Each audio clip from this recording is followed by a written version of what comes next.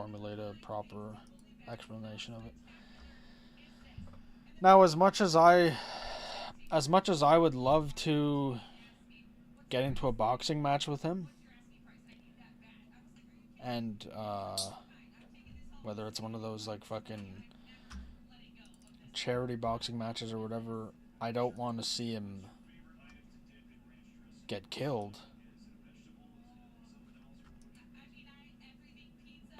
It's kind of like, I don't know what the fuck happened there. it's kind of like let's say even hypothetically if I did want him to die, right? I think I think his insanity pushes more people away from him than what it attracts. So like hypothetically, even if I did want him dead, he's at least more useful to me in like a Machiavellian way alive.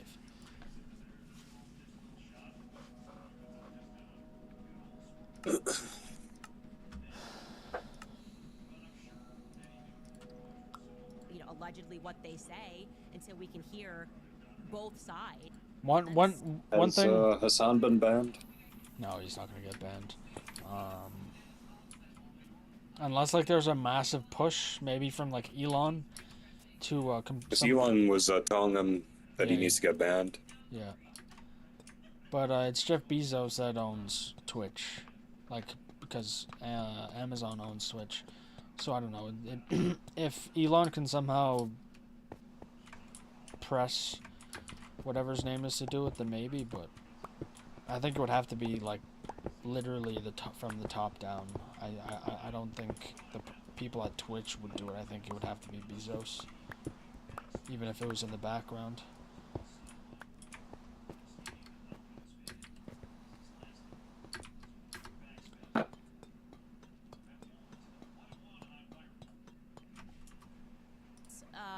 They told us went to live with his relatives, so no longer in the house with his mother and father. Again, allegedly. His parents kicked him out junior year of high school because he was problematic. He allegedly has a lot of issues with drinking. That Christmas, approximately 3 years ago, he almost overdosed. He graduates high school, and then essentially the extended family says, we can't keep you in our... Like, what I would want for Destiny is, like, him to actually be put into, like, an insane asylum. Like, I genuinely believe that's what he deserves. Yeah. What about Hassan? He's also... Hassan? I don't think Hassan is, like, actually crazy. He's just a fucking, like a grifter or whatever. Just like an opportunist. I don't think he's crazy, but I don't think I think he's genuine with his beliefs. That doesn't... Like, I don't necessarily think just because you're saying retarded shit that you're crazy. Like, I actually think Destiny's, like, not completely sane. Whether it's because of the drug use or because he's, like, actually not sane. But I think he's on the spectrum. I think he has been, like, described as, like a legit, like, sociopath or whatever they're called. Okay, maybe. But, like, what's his name? Hassan? I think he actually believes what he says. And I think he's as sane as, like, the normal person.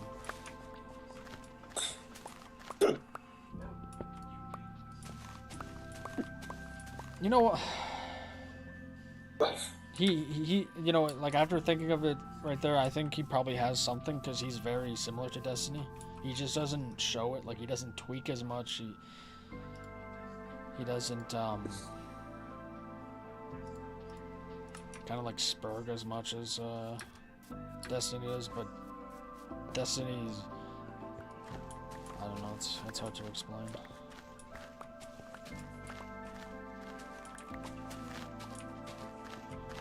What's the term? I think maybe not cognitive dissonance, but like something similar, where I think they just can't, like, rationally think. Well, yeah, I just basically say they're on the spectrum. Yeah, I feel like that takes away, what's it called? Accountability of the way they act and talk.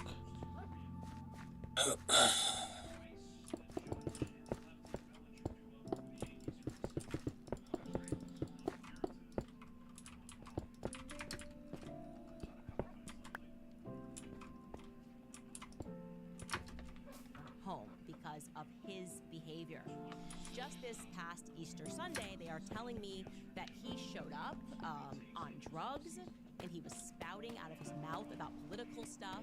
And at this point, they felt that he could not be around children. Lance's family is telling me that they are not buying the current story and that they feel that more people are involved. He turned 22, they told me, back in August, and that he was, as I said, very into this dark web stuff. They told us that Tyler and Tim had been living together for at least a year, that they had not met Tyler despite the fact that Lance had wanted to foster that meeting. Like, that correction, I do think Hassan is a little crazy, but not like, what is it? You know how there's differences where the Joker, you know, will laugh and smile at someone that's like on fire or some shit. Okay. Or he has like that uncontrollable laughter and you kind of feel uneasy. That's the feeling I get with Destiny. But Hassan, I get the feeling of like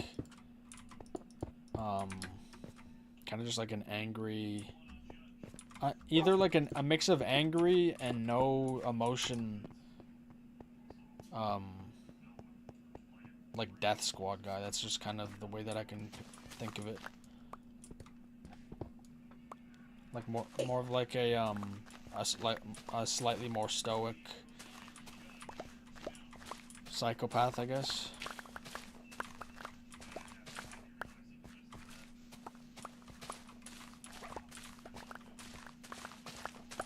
I don't even know if that's like a good explanation of what I'm picturing, but like to me,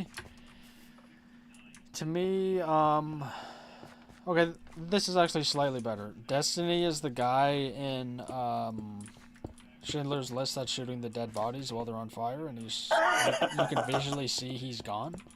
And Hassan is the guy sniping people, like Yeah. you can tell he's an asshole, but he's not like manically insane.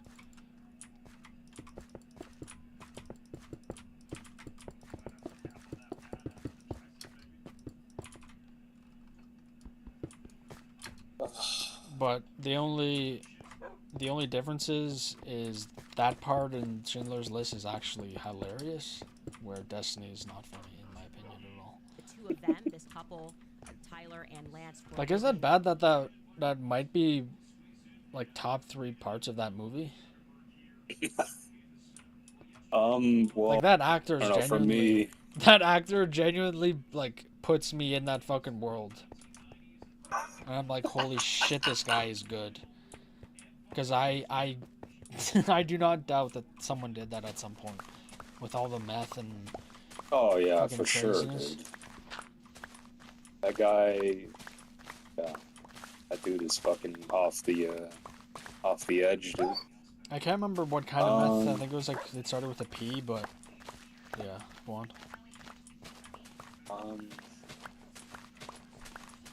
There was another scene where, I don't know, for whatever reason, it made me laugh because there was another kid in the class who laughed at that part, which made me laugh. And whenever I look at that scene, I just remember him laughing, so it's always funny. It's the part where, like, the main bad guy, like the sniper guy, he's, like, beating the shit out of the woman in the basement. like the Jewish woman in, Yeah, like, the the hot chick. closet or whatever. Yeah. Yeah, whatever. It's not the part where he, like, slaps her and then, like a fucking gallon of blood comes out of her nose immediately. It's, because they keep cutting away to, like, Schindler, like, Liam Neeson's character. Yeah. Basically, like, sharing a cake with a Jewish girl, and then they keep cutting back to him beating the shit out of the other girl. One of the cutbacks is just him yelling, like, "Ah!" and then, like, throwing, like a shelf, like a shelving unit. Oh yeah, I think I Onto remember her. that specific part. Yeah. I don't know, for whatever laugh.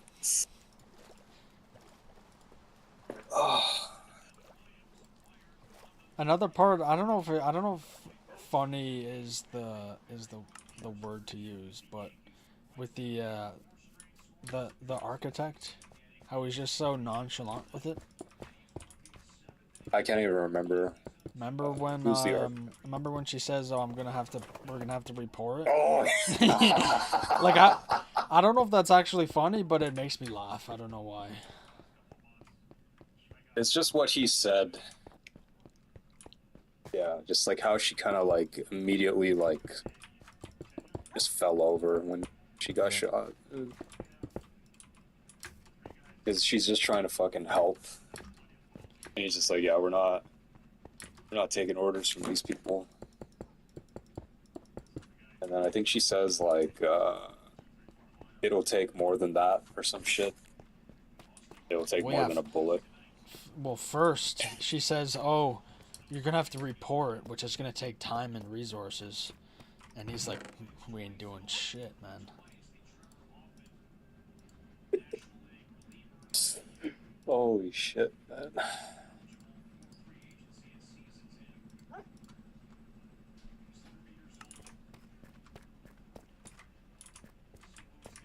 Big hand. I wonder if people watching the stream think I'm white. I wonder. I don't know if I'm used to your voice or whatever, but I don't know if you sound white or not. I can't tell. I don't know at all.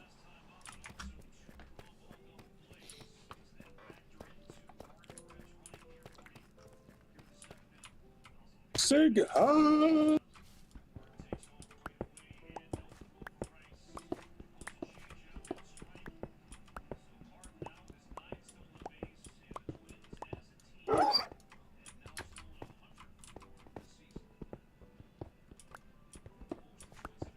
Big smile.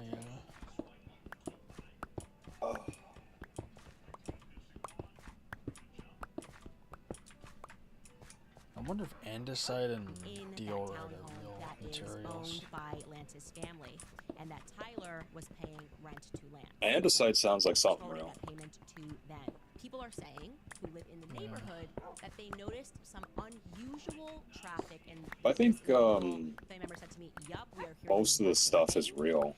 That they would prod that narrative. Like obsidian, I know obsidian is like a real thing. Yeah. A lot of cars that were seen. The only thing I don't know about is terracotta, but I know. I'm pretty sure terracotta is real. Sure it's real. Like, I've heard that. Yeah. And tough is tough real? Tough? I haven't heard of that before. Unusual traffic in the I feel like tough is like some kind of like concrete or some shit. Cars that were not recognized in the neighborhood. This was not a couple that hosted people. It wasn't like they were expecting them to have parties. And so other people are saying that is something that my back, my lower back is fucked. And it therefore caused a little I think not one in thing the not in the like, oh, I like fucking tweaked something or like my bone is out of alignment. It's just I will feel it every time I bend over or get up. What I had to do, I had to like really go slow with increasing the weight. Yeah, so I probably went. I should stick to a weight that I can do more than 5 times at least. I would say like if you, I would honestly say if like it's a back thing, if you can't do 10 to 12 or more, I probably wouldn't do it. That's kind of how I started. Now that like I've somewhat conditioned my back to be able to do it, I can kind of change that. But even today, like my back doesn't feel great, which it's probably because of the break. Because usually I can. The fucking bitch made you wait.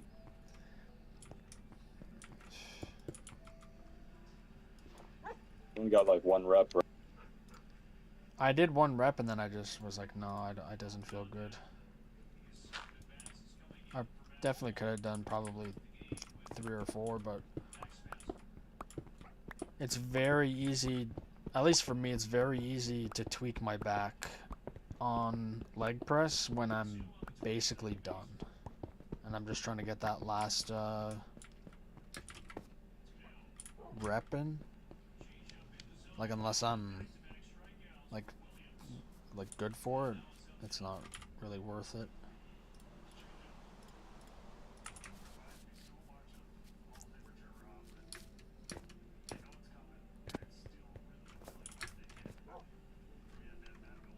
Kerfluffle because other people were not able to park their cars because there were so many people that were at this house. Unusual traffic. Again, if I don't feel good about what we're hearing, okay, and Lance Twig's family doesn't feel good about what we're hearing, there's more people involved. Allegedly. Politicians claim that it's just a fringe minority. It doesn't represent the party. But at this point, after this case, I'd say it's pretty hard to make that point when the individual identified here is not just a random septum ring, green-haired weirdo who got indoctrinated in university and is now collecting unemployment as she releases disgusting TikTok videos. No, this is a local Democrat Party leader. It's not just the fringe ideologues, it's becoming the mainstream view. Let me show you guys the latest person identified inciting horrible violence. We've got some stuff to get into, so let's roll the tape. Alright folks, so obviously there's been a massive online activist effort from right-wingers to identify these lunatics who have been celebrating political violence and spewing the most vile, unhinged garbage.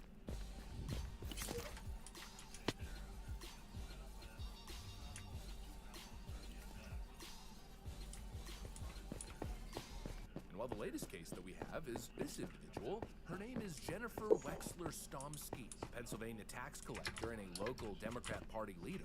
And she was caught online saying, and this is a quote, "I'm so tired of being told that violence isn't the answer. History is filled with blood. Let's make some more martyrs." You heard that right. A Democrat Party leader, local leader, calling for more Charlie Kirk situations, more assassinations, more blood. It's not some random troll account, not some anonymous Russian bot.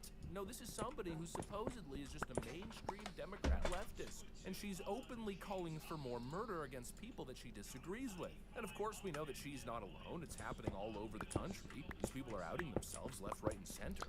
One reason why I say that the crazies celebrating it aren't that rare is you have people even in our country celebrating it. And even in the U.S., high level people, even Democrats, like I don't know her name and what. Oh, I know her name, but I don't know what exactly how high up she is. But there's like a high up Democrat that just got exposed for posting shit on Facebook. It's like, I don't know.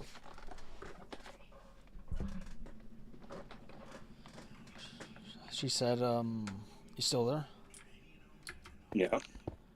She said, history is filled with blood, and history is filled with blood, so stopping,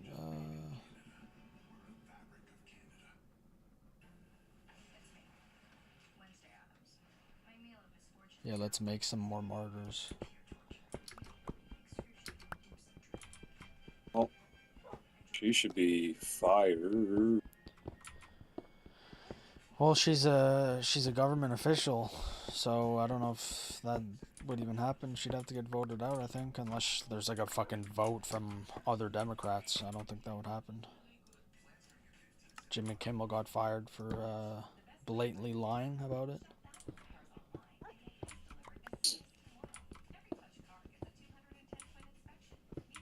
He didn't celebrate it, he just lied about it, and then even from his fucking company that he was hired under fucking fired him. That's when you know that's egregious.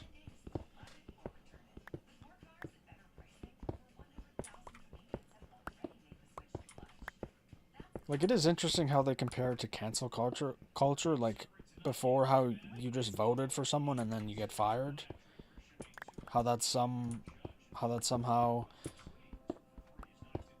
compared to something like an assassination culture where you're celebrating murder. Like, I don't even think I've seen that in my lifetime in any other aspect.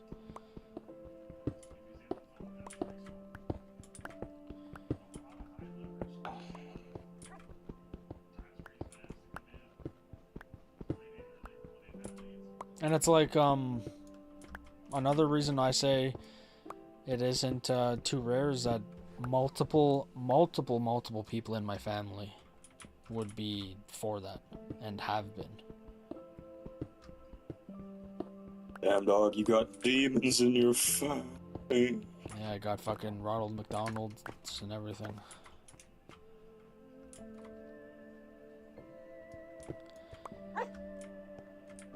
Hey, man. Was fucking the Ronald McDonald's mom is unhinged too, so maybe that's where she got it from. Maybe I can't even blame her for it. Maybe does psychopathy or whatever those are, do they run in the family? Or are they hereditary? Well, I know things like depression. I know things like depression can run in a family, so I wouldn't put it past it.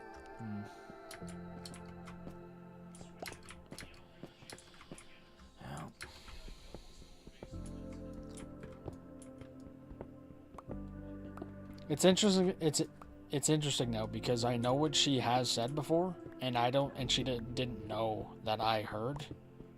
So if she ever tries to lie to me in person, I don't know. I probably would just say it out loud because I want to see the reaction on her face of like why I'm asserting that she has that belief so hard. Try to get her real truth to come out.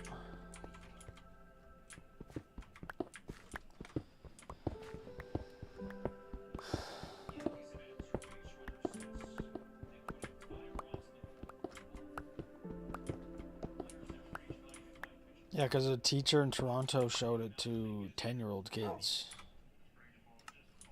What, the video? Yeah, she showed them the video. And then said What? he deserved it. Yeah, you did. I didn't tell you about that? Oh, fuck. I know, like... Well, no, like, you said, like, teachers are, like, celebrating it or whatever. Oh, I didn't know they showed the fucking assassination. Hold on. I think I have the article somewhere. Teacher allegedly, which it's not alleged, showed Charlie Kirk assassination video to 10 and 11-year-olds. Yeah, and then told students he deserved it. So like that, it was. I don't know if it still is. This was a few days ago, 3 days ago. It made U.S. news, which you can say, yeah, it was a U.S. political figure that got killed, but still. Like, yo, that doesn't change it. Like, that's fucking... Like, that shit made my stomach upset. You're showing it to a bunch of 10-year-olds? No. Holy fuck. That should be prison time. Yeah, how is that not child abuse? I didn't actually think of it like that. That's a good point. It should be prison time. It's like, what the fuck is there's things like indecent exposure. Like, what the fuck is that?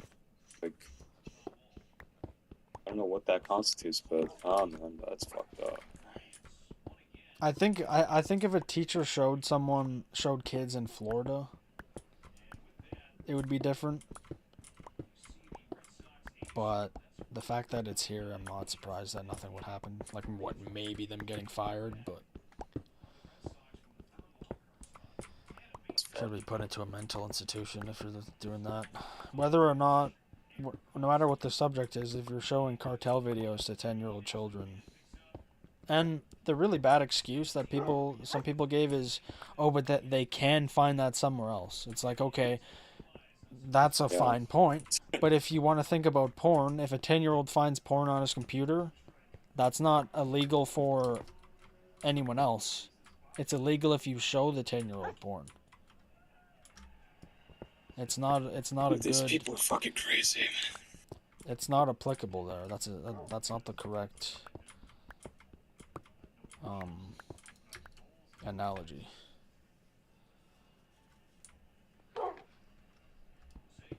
Like, that can apply to basically anything, right? Like, oh, they would have done drugs on their own, some shit. I'm just gonna give it to them. Yeah, if they're underage, that's a good point too. Or even, you can't even do drugs with them in the vicinity, let alone give it to them. So it's like, yeah.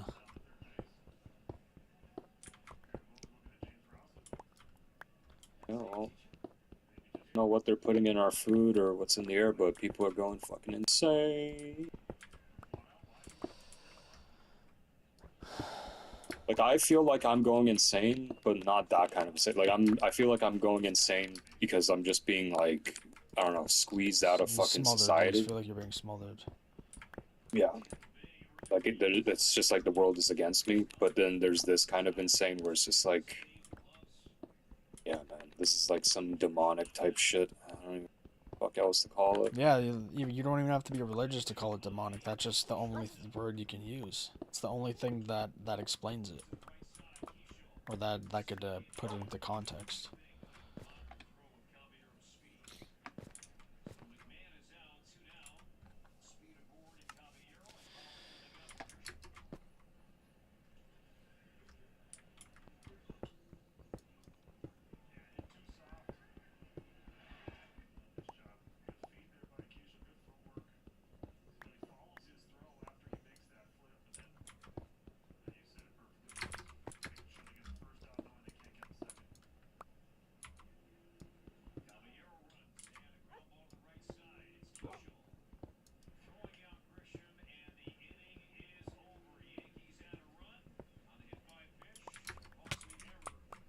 It's crazy, right?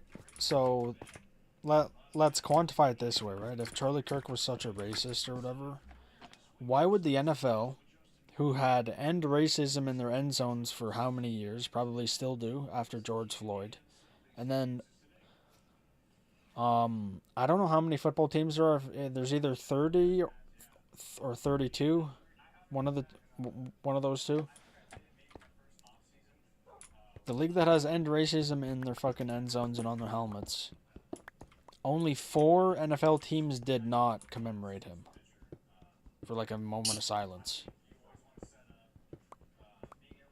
So like the woke NFL did that for an apparent racist, I guess. I don't understand. The Yankees did it, which is in New York. This doesn't make any sense. Like, I want to say I don't think these people believe it, but I don't know. I feel like they actually do.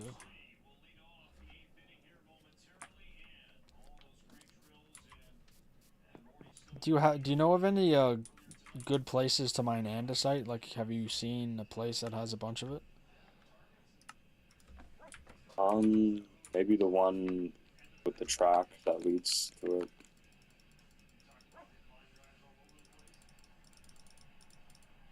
Which track? Like the minecart track that I have. The one that goes like behind the castle or whatever. And that leads to There might be some there. Huh? What, like you mean like the Arizona place or somewhere else? No, not the Arizona. Like the one that's like you could literally like run over there. It's not far. Oh, like the first stopping point that you had before? Yeah. Okay, I'll check that out.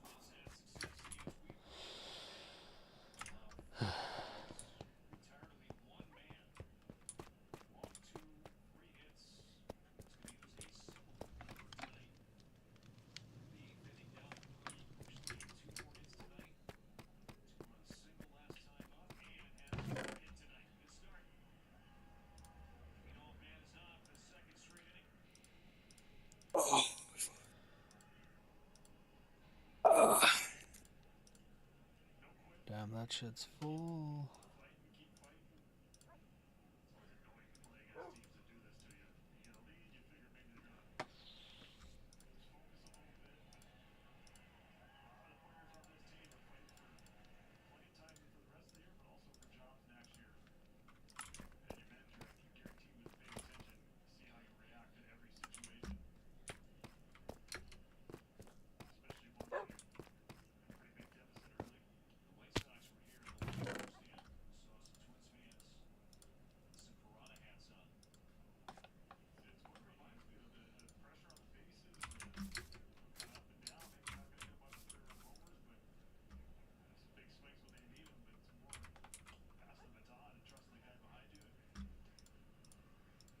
you have any more cobblestone?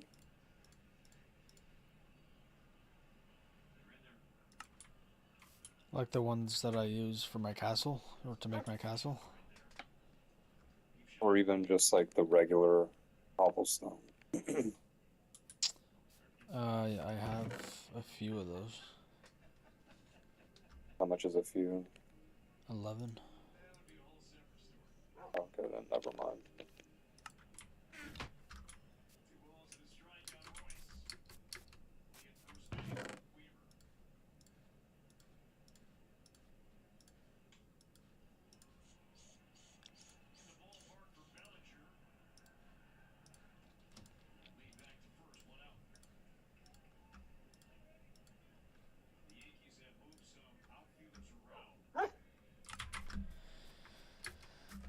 I don't know why I keep using that figure of speech when it clearly doesn't apply here, but obviously there's a lot of people engaging in either disgusting commentary or taking it a whole step further like this individual, calling for more political violence, and clearly that's not okay.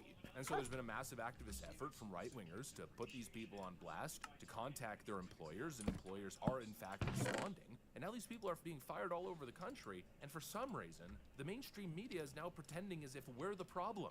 MSNBC is running a pity party for these people. I think that this push for mass firings could become quite significant, and it already is. I mean, compared to the aftermath of January 6th, this does seem to be turning into a very aggressive attempt to purge not just, government officials or in the Hexit example in the Defense Department, but also specifically people who work in education, who work in healthcare, who work in government.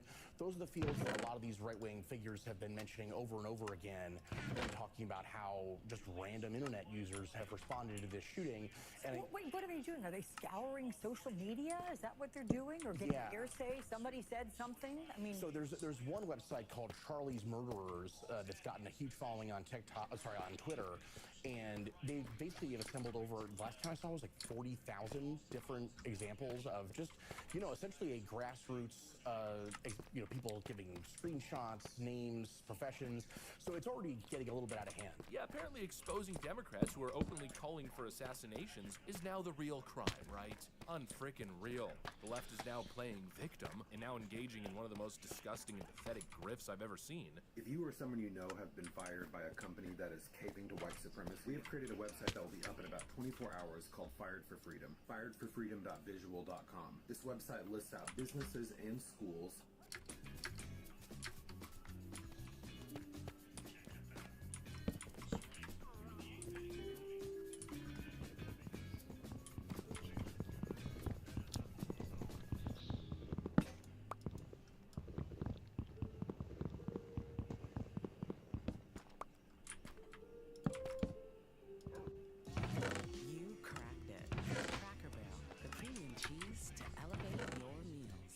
Terminating employees for freedom of expression. There will also be a link to email us if you have been targeted by doxing white supremacists. As I said yesterday, this sword will cut both ways. They've set up a website called Fired for Freedom.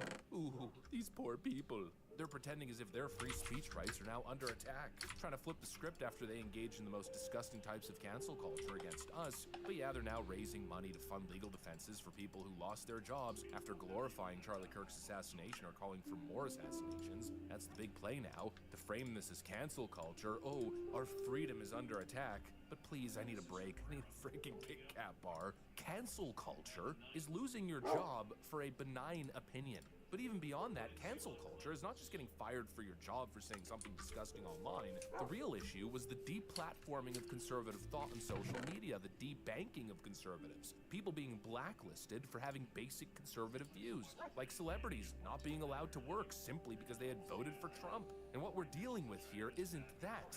No, what we're identifying are leftist scumbags openly calling for more political assassinations. Do you want to explore anywhere, or are you're doing something I right wouldn't now? even say that's free speech. That's incitement Not right to now. violence. I'll It should be explore illegal. later. It's supposed to be illegal. And calling for accountability in these cases, well, it's actually valid. If you had right-wingers all over social media calling for political assassinations targeting people they disagreed with, you think I'd be here defending those people? Absolutely not. And what's funny is that the whole victim grift here doesn't work legally at all. Here's the cherry on top. There's actually a lawyer who's going viral on social media right now because he's getting inundated with requests from people who got canned from their jobs for saying horrible things about Charlie Kirk. And even he, the lawyer, isn't taking the cases because they have no case. The amount of calls that we have received, I think it's about 6 now, calls that we received from individuals who are specifically saying, I have been terminated, I have been put on suspension by my job for things that I have said on my private social media account. First of all, I want you to think about this. This is private social media. They do not go hand in hand together. But a lot of comments are getting specifically about the unfortunate death of Charlie Kirk. Why do I say unfortunate? Because I don't care who you are as a human being, you should not root for another human being's life to be taken, whether you agree with their political views. What is ending up happening are people are forgetting about the First Amendment of the United States Constitution. They're saying, hey, Mr. Kent, I have freedom of speech. I should be allowed to say anything I want at work on my private social media account. What I encourage people when I tell them is your employer, especially in South Carolina is a right to work state.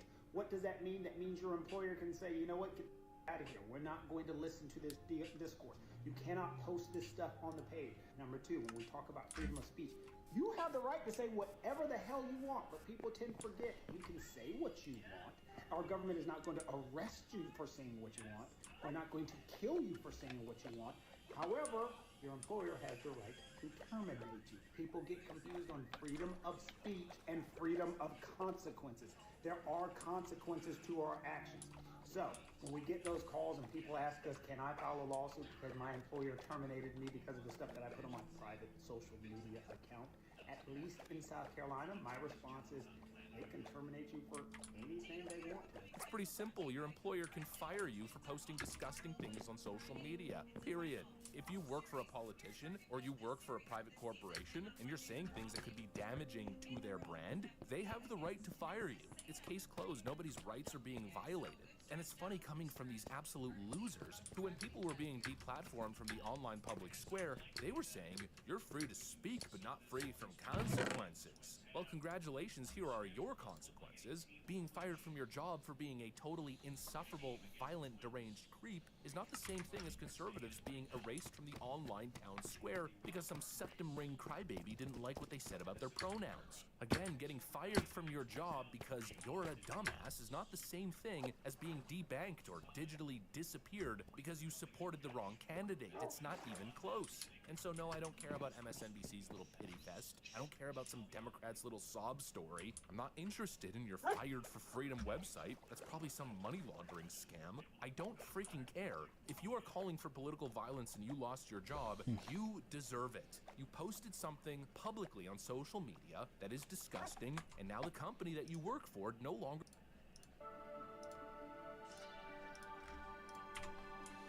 Hey guys, welcome to the Liberal Hive Mind, a channel solely focused on exposing the abundant hypocrisy of the left. Yeah, and I guess the clear hypocrisy here is the side that's constantly telling us to be more compassionate, to be more caring, is once again showing their utter disgusting lack of humanity. To pretty much nobody's surprise, he's doubling down. We're referring to Destiny, of course, Mr. Steve Bunnell. After engaging in some disgusting inflammatory rhetoric and overt calls to violence, which, honestly, probably border on criminal, in comes Destiny on Piers Morgan's show to double down, not to apologize. No, he doesn't even pretend to apologize. The more I'm exposed to this clown, the more I'm convinced he's a sociopath. But he pops on Piers Morgan's show and attempts to make an argument, pathetically attempting to justify his actions and try to flip this whole thing on MAGA and President Trump. It's really just one of the most wild things I've seen in a long time. I want to show you guys, and of course I want to talk about it. We got some stuff to get into, so let's roll the tape. All right, friends, so let's just take a look at the clip right here. Cox has made it clear that their investigation has now established that he had been radicalized by a leftist ideology, which drove him to do this. I'm sorry, excuse me, when? Yesterday, he said that. No. When was he radicalized? In the 6 months that he did remote college? I don't know when he was radicalized, but I do know. What you just said I do know true. the very reality is the investigators, according to the governor of Utah, have established that he was radicalized to a leftist ideology that drove him to murder Charlie Kirk. Now, let me me just ask you. Not true. Let me just There's ask no you. way to deal with it. Okay, You're living you're in a accusing the delusional governor of fantasy. lying. If it turns out to have been somebody with a leftist ideology who wanted to shut up Charlie Kirk, would you condemn that? I won't condemn anything until the President of the United States can go on air and say, all of us need to calm down. So you won't condemn the murder of Charlie Kirk until Donald Trump says something. I'm a YouTuber. Leftists and Democrats have been condemning and turning down the temperature, condemning violence, turning down the temperature for a decade. Donald Trump can't go on TV and say, all of us need to calm down. Right. Can you tell me why he cannot? Why tell would you his expect side to anybody, calm down? Destiny? You can't answer that. Can you answer that question? Why can't Can Trump you go on answer TV and this say, question? all of us should be less violent? Why do you can't think? Trump say that? Why do you Why think? is your behavior contingent on Donald Trump? Insane right now. Why do you Is think? your No, let me behavior ask a contingent question. on Donald Trump? Let me Why ask is a that question. ridiculous? He's the President of the United States of America and the leader of the opposing Destiny. Let me You just. have a huge audience of young men who I'm a listen to YouTuber everything you have to who say. has more So young when men you, following it him. doesn't matter. Who has You have a more young- huge it doesn't audience, matter? and because This of is the the fact that world you have a I'm huge living in? audience, Yep, the classic reaction we've been seeing from the left. Before Capital One, I would charge a lot of stuff to my credit cards. I did not realize the impact that it would have. With that yes to credit from Capital One, I was able to build my credit. With Capital One and... You know that, We're not the problem. the Ghost of Tsushima sequel? Yeah. So it's getting a bunch of blowback from both sides because one of their main developers was celebrating his death, and then they got fired. I think it was a girl. She got fired, so even the left isn't going to buy the game now. So that game is dead on arrival. No, it's the fact that Donald Trump won the election. It's your fault for putting him in office. So I guess the argument now is that if you didn't want Charlie Kirk to be murdered, I feel like if you're in Hollywood or if you make games, just don't even be political. I don't understand why any of them it's are like obviously that. the most dishonest dodge that you can imagine, but it's also completely backwards. That's just how creative types are. Try to voice every fucking thing that comes into their head. Yeah, but it's like Chris Hemsworth, Chris Pratt, like, we can maybe assume that they're one side or the other, but they don't talk about it, so like, we can't even get mad at them for that. Because your job is to not fucking talk about shit like that. Your job is to make movies.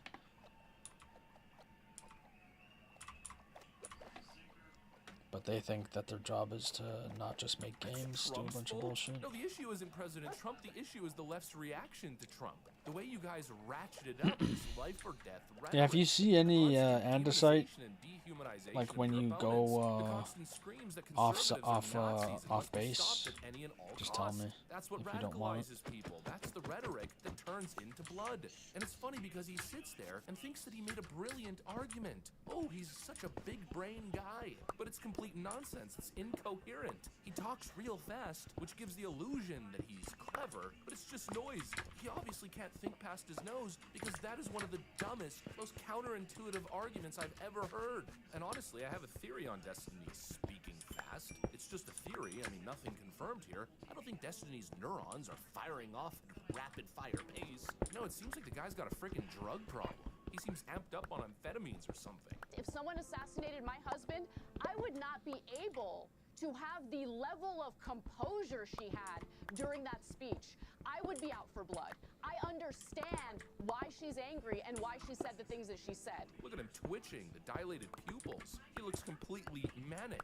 I don't know what kind of substance cocktail this guy is on, but holy freaking moly, it seems like something's going on. Oh, and just for the fun of it, might as well show you guys this artist rendition. It's really hard to wrap your head around the fact that this is a thought leader of the online left. These people can't even get their own lives together, yet we're supposed to be lectured by them on what is right and what is wrong and how society should be structured. Yeah, excuse me if I don't take this twitchy, drug addict, absent father's advice on how to structure my life and how to structure society. And excuse me if I don't take their arguments seriously when their arguments are either dumb or bad faith or both.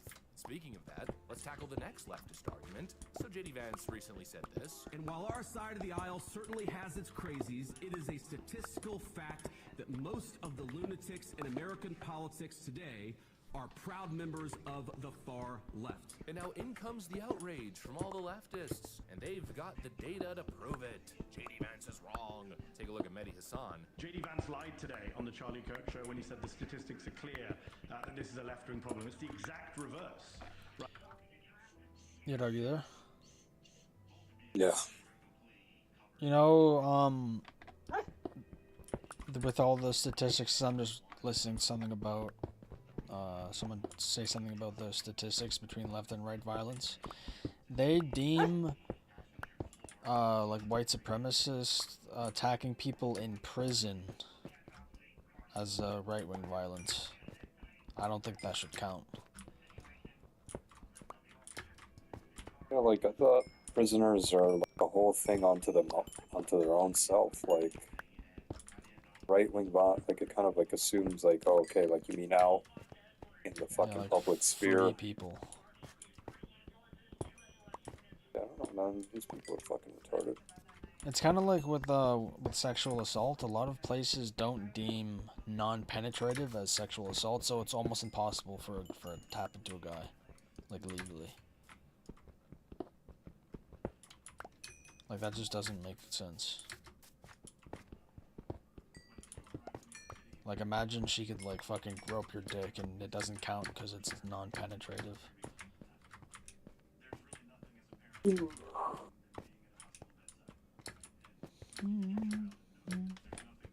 Right, exact reverse. You look at the ADL Center for Extremism, which looked at 444 people killed by extremists between 2013 and 2022, 75% of them by the right. You look at the University of Maryland study that was done for their terrorism center, which found that from 1948 to 2018, right-wing extremists more likely to carry out violence than left-wing extremists. You look at the head of the FBI, who Donald Trump appointed, Chris Wray, who said the #1 domestic terror threat in this country comes from religious and racially motivated extremists, specifically white supremacists. You can keep going. The National Institute for Justice found that the majority of incidents since 1990, violent terroristic acts, were right-wing extremists. The single biggest day of political violence, Chris, in our lifetimes in this country was January 6th, 2021, when right-wing extremists attacked the capital.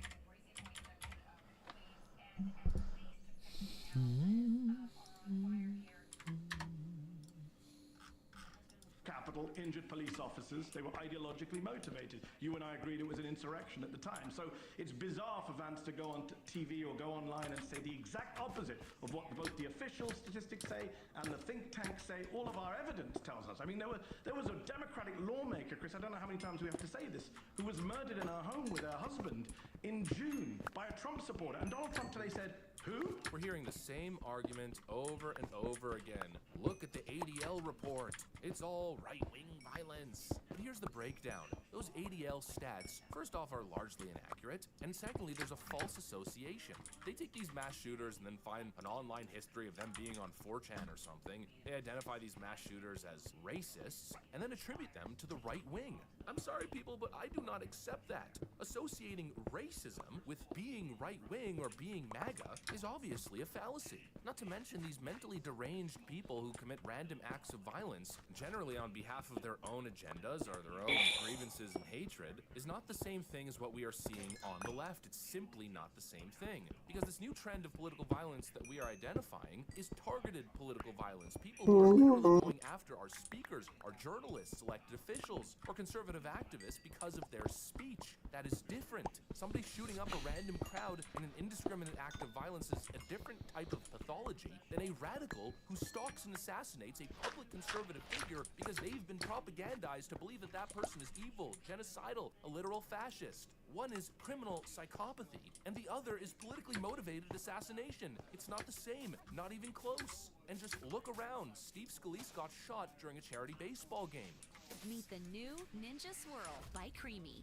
Turn almost anything into ice cream. And now, soft serve. Just prep, freeze, lock, spin, and swirl. Enjoy endless options of soft serve, fruit whip, frozen yogurt, and more. Scoop indulgent classics. Create mix-in masterpieces, or enjoy low-calorie Trump had attempts on his life. Rand Paul was nearly killed in an ambush. An attempted assassination on Brett Kavanaugh. A Patriot Prayer member was assassinated in Portland. Now Charlie Kirk. So many times I have to repeat every single one of those examples. These are targeted actors. Not to mention Luigi Mangione. They're going after people who speak in public and represent a worldview that the left has been dehumanizing. You know, context matters. The simple fact is, in a democracy, we debate. We don't hurt. We don't hunt. And clearly, the left is moving away from that. They're moving away from protest and debate to persecution. And the language their leaders and influencers use matters. When Maxine Waters is chanting to get in people's faces and to harass people at restaurants, well, what do you think's gonna happen? When Destiny goes on a stream and says more conservatives need to die, what do you think's gonna happen? When Hassan is calling for blood on the streets or directly calling for Tom Cotton to be assassinated, that's a whole lot different than a random kid who was radicalized on 4chan committing an indiscriminate act of violence. I'm not saying that we should dismiss that. Obviously, that's a problem. But that has nothing to do with us. We are not racist. No, we're people who believe in high indexes of freedom. Freedom of speech, freedom to do business, freedom from government overreach. We want small government, safe streets. Those shooters do not act on our political behalf. But the shooters that we have seen, the violent actors on the left that we have seen, are acting directly on behalf of the leftist agenda. They're acting as a result of left-wing rhetoric. That is completely different. Alright, I'll be back.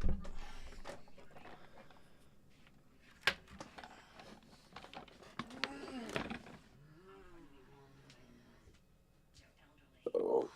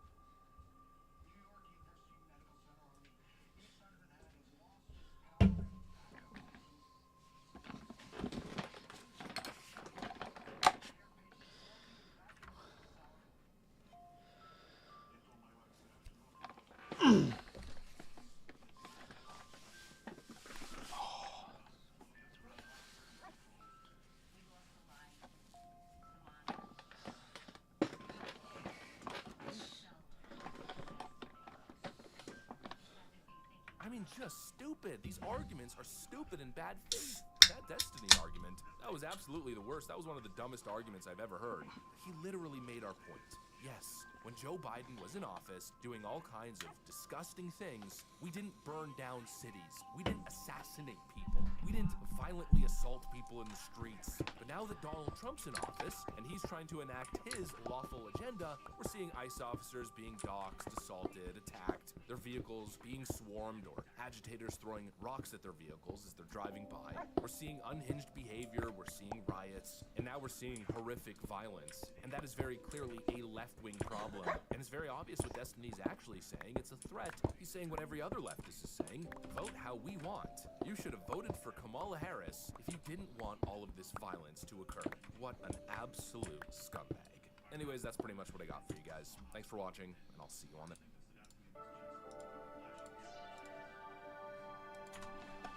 Hey guys, welcome to the Liberal Hive Mind, a channel solely focused on exposing the abundant hypocrisy of the left. Well, finally, some semblance of common sense and truth coming from at least one person on the left, that's Bill Maher. Now, is it the full truth? Did he go far enough?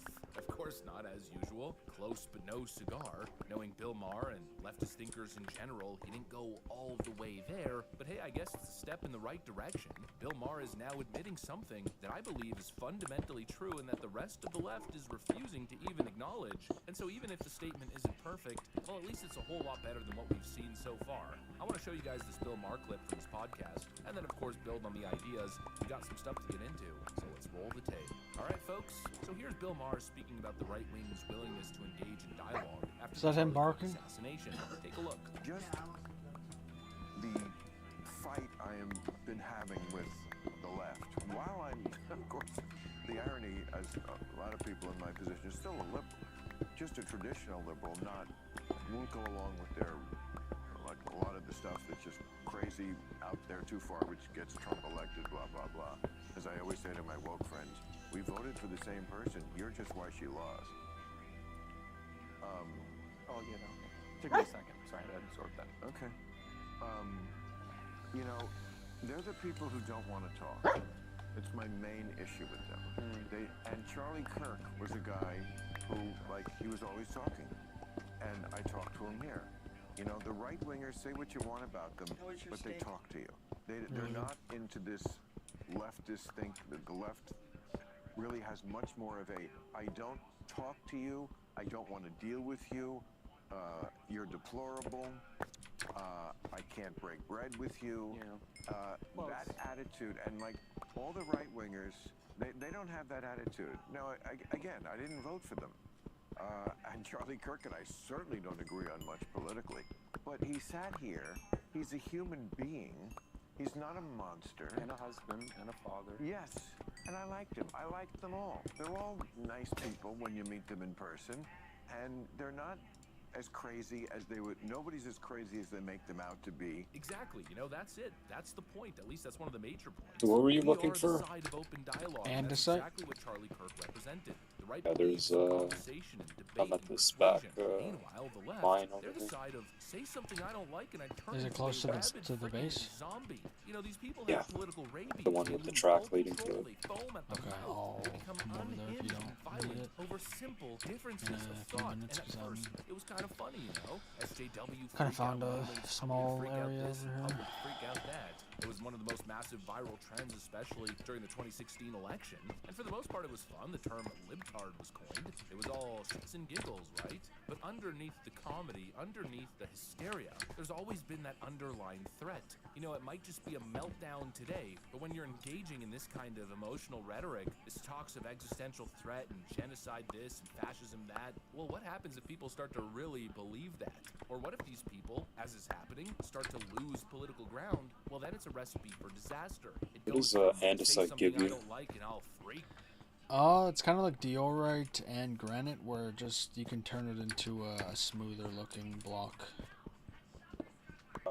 Or stone, where you can't really get a good smooth gray block. So andesite's good for that if you want like a nice smooth gray. There's smooth white, smooth gray, and then like the smooth orangey pink. It's kind of like tough, but not as like a smooth tough, but it's not as dark.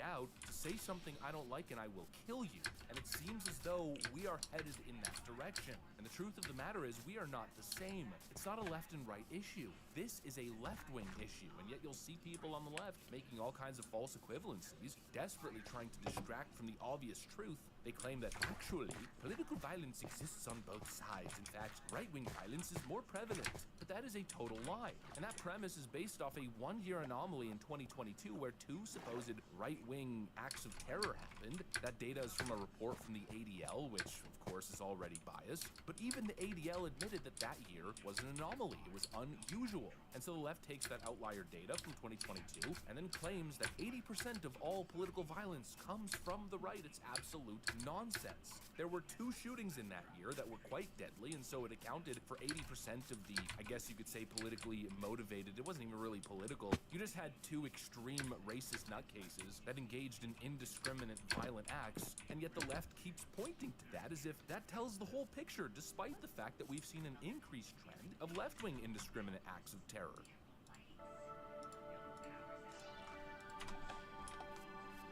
Hey guys, welcome to the Liberal Hive Mind, a channel solely focused on exposing the abundant hypocrisy of the left. Alright, so obviously the last, I think it's already been 5 or 6 days, have been quite heavy, quite emotional. It's been dark, to say the least. We've spent a lot of time focusing on all kinds of dark and negative stuff, and rightfully so. But you know what? We can't just always dwell on the negative. We can't just hyper-fixate on the darkness and evil. Because very often in moments like these, the good tends to outshine and clear up that dark, shadowy mist. And I think that's already happening. You know, these bottom feeders, these heartless, callous people, they're falling to the bottom, they're losing. And what's rising to the top is the birth of something beautiful, a resistance, a counterculture. And not the performative kind. It's not performance for clicks, no, the real kind. The kind that shows up, speaks up, and changes culture forever. And folks, I think that is exactly what's happening here. We're seeing a pushback against the evil. It's the counterforce that Erica Kirk was talking about. And interestingly enough, it seems to be happening in the schools. Let me show you guys what I mean by that. We got some stuff to get into,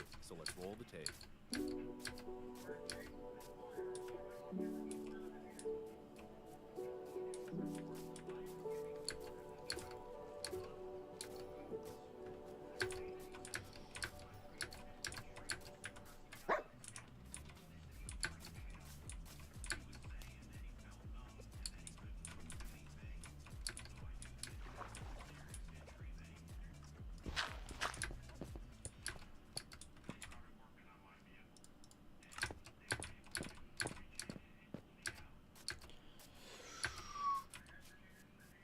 Alright folks, you know what's been really telling in all of this? I'm sure you guys have noticed it. It's where so many of the vile comments are coming from. Let's lead with the question, who's celebrating the murder of Charlie Kirk the most? Over and over again, we notice that it's teachers and educators. And of course the students that they indoctrinate, especially in higher education. It's the people who are shaping young minds and the young minds that are being shaped. And that right there tells you all that you need to know about the rot of academia in the modern age. These institutions have been marinating in left-wing ideology for years, from K through 12 all the way through the universities. And now we're watching the fruit of that rot.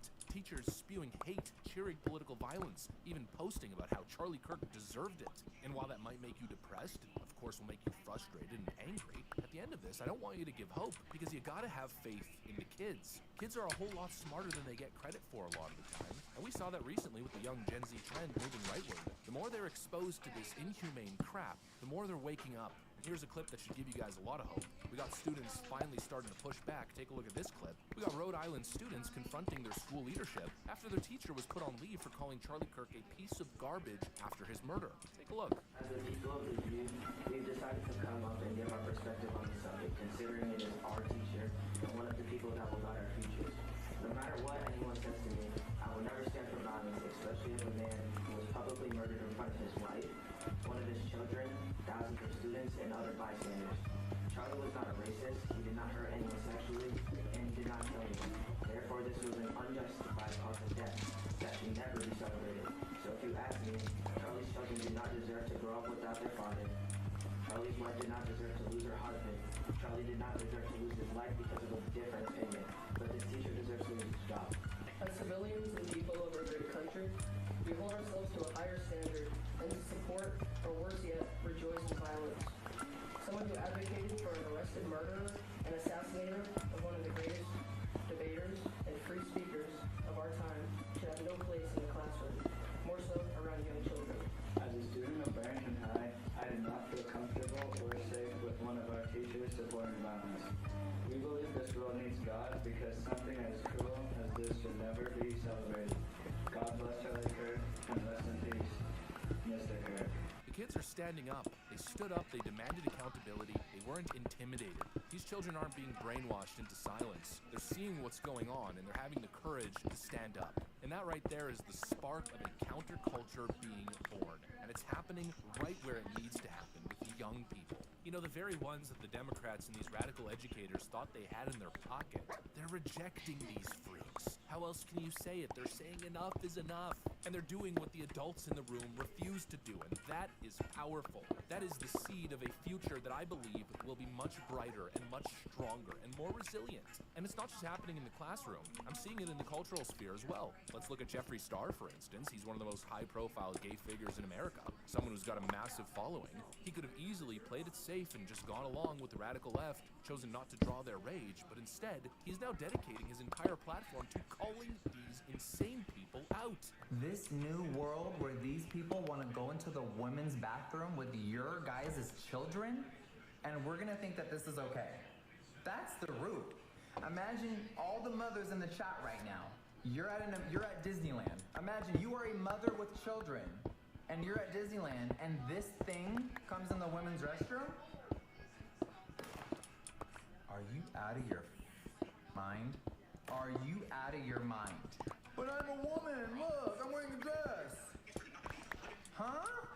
All my parents in the chat, do you want this person in the women's restroom? And society's trying to make that acceptable. In what world was I born in? Do you feel heavy that silences? I'm sick to my stomach. That is a grown man with a mustache telling Charlie that he wants to be called a she. He's exposing their intolerance, their lies, their hypocrisy, their inhumanity, and it's resonating. Millions of people are listening. And it's a little bit ironic considering there's all this rhetoric coming from the left. You know, they're basically trying to label Charlie Kirk as anti-gay. Where do you want me to put your stuff? Where? I was talking to Brock. Just over here. Can I hand it to you? Because I can't. I'm not We'll gonna... just put it on. Where?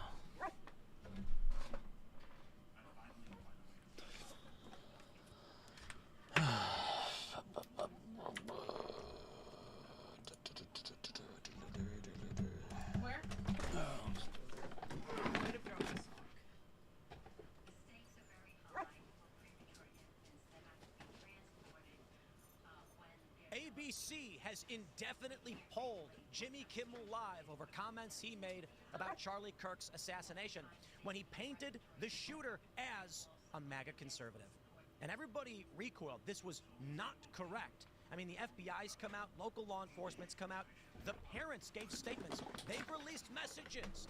This dude was highly motivated by leftist ideology and dating a trans person.